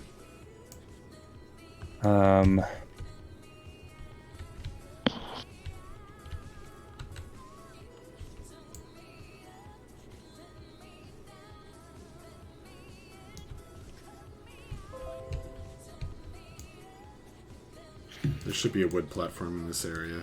What can I Either buy? a bridge or for- not a bridge, but just something. What can I buy with 7 gold? Not much. I feel like this map is really cool, but it also has a similar problem to the city map, which is I think 90% of fights are going to be here. Yeah, that area is just too open. I agree. And centrally located. Hmm. Like, it seems like a good idea to have a centrally located open area, but in Mordheim it's actually not great. Because it's just too... Because it's just always going to be expedient to go there. Question. Shoot. If I say I am attacking with both my daggers, does that mean I can't use my shield for my armor save? Yes. Okay, I might have forgotten to do that while we... I don't think you took an armor save. Remember, you only have to declare that you're using the daggers when you actually enter close-hand combat. You still get your 6-up shield save against range attacks. Okay. I I'm don't just think trying to I don't think remember- you cheated with that. Besides, the 'Cause daggers guy was only in one fight, and that never did anything. Okay. It's fair. I don't remember if I said Bubonic was... I don't think I said Bubonic was using 2 daggers or not. Yeah, but you can Oh, wait, switch no, every time Bubonic new had- combat starts. I forgot. Bubonic had the sensor, so never mind. He never had the shield. He wasn't using the shield at all. Hmm. We talked about that. I remember now. Yeah, he was carrying the shield, but he was wearing it on his He back or couldn't something. use it. Yeah. He and could he use could it do if he chose to use it at the start of the combat, but... Right. Oh man, that was one combat where the dice definitely stabbed you. Yeah. That was like 2 guys charged my 1 chump blocker, and the chump blocker didn't go down, instead knocked your guy down.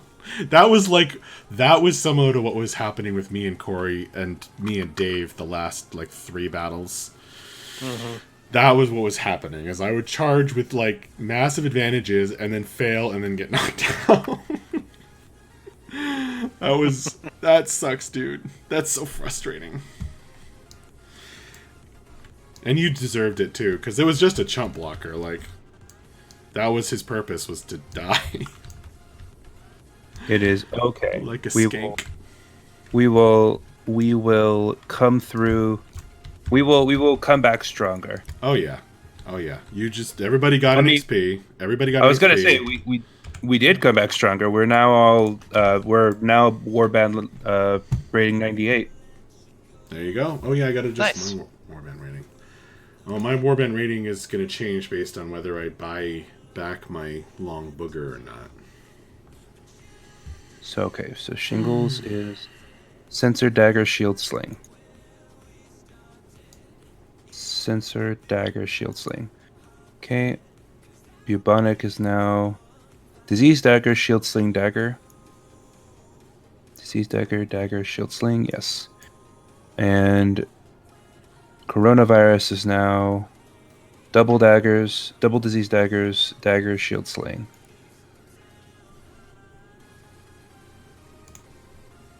Yes.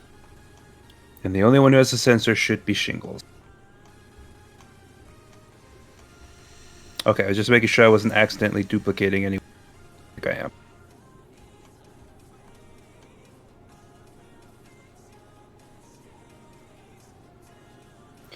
Well, that was fun, guys. I probably should head to bed soon. Yeah. Yeah, same here. All right.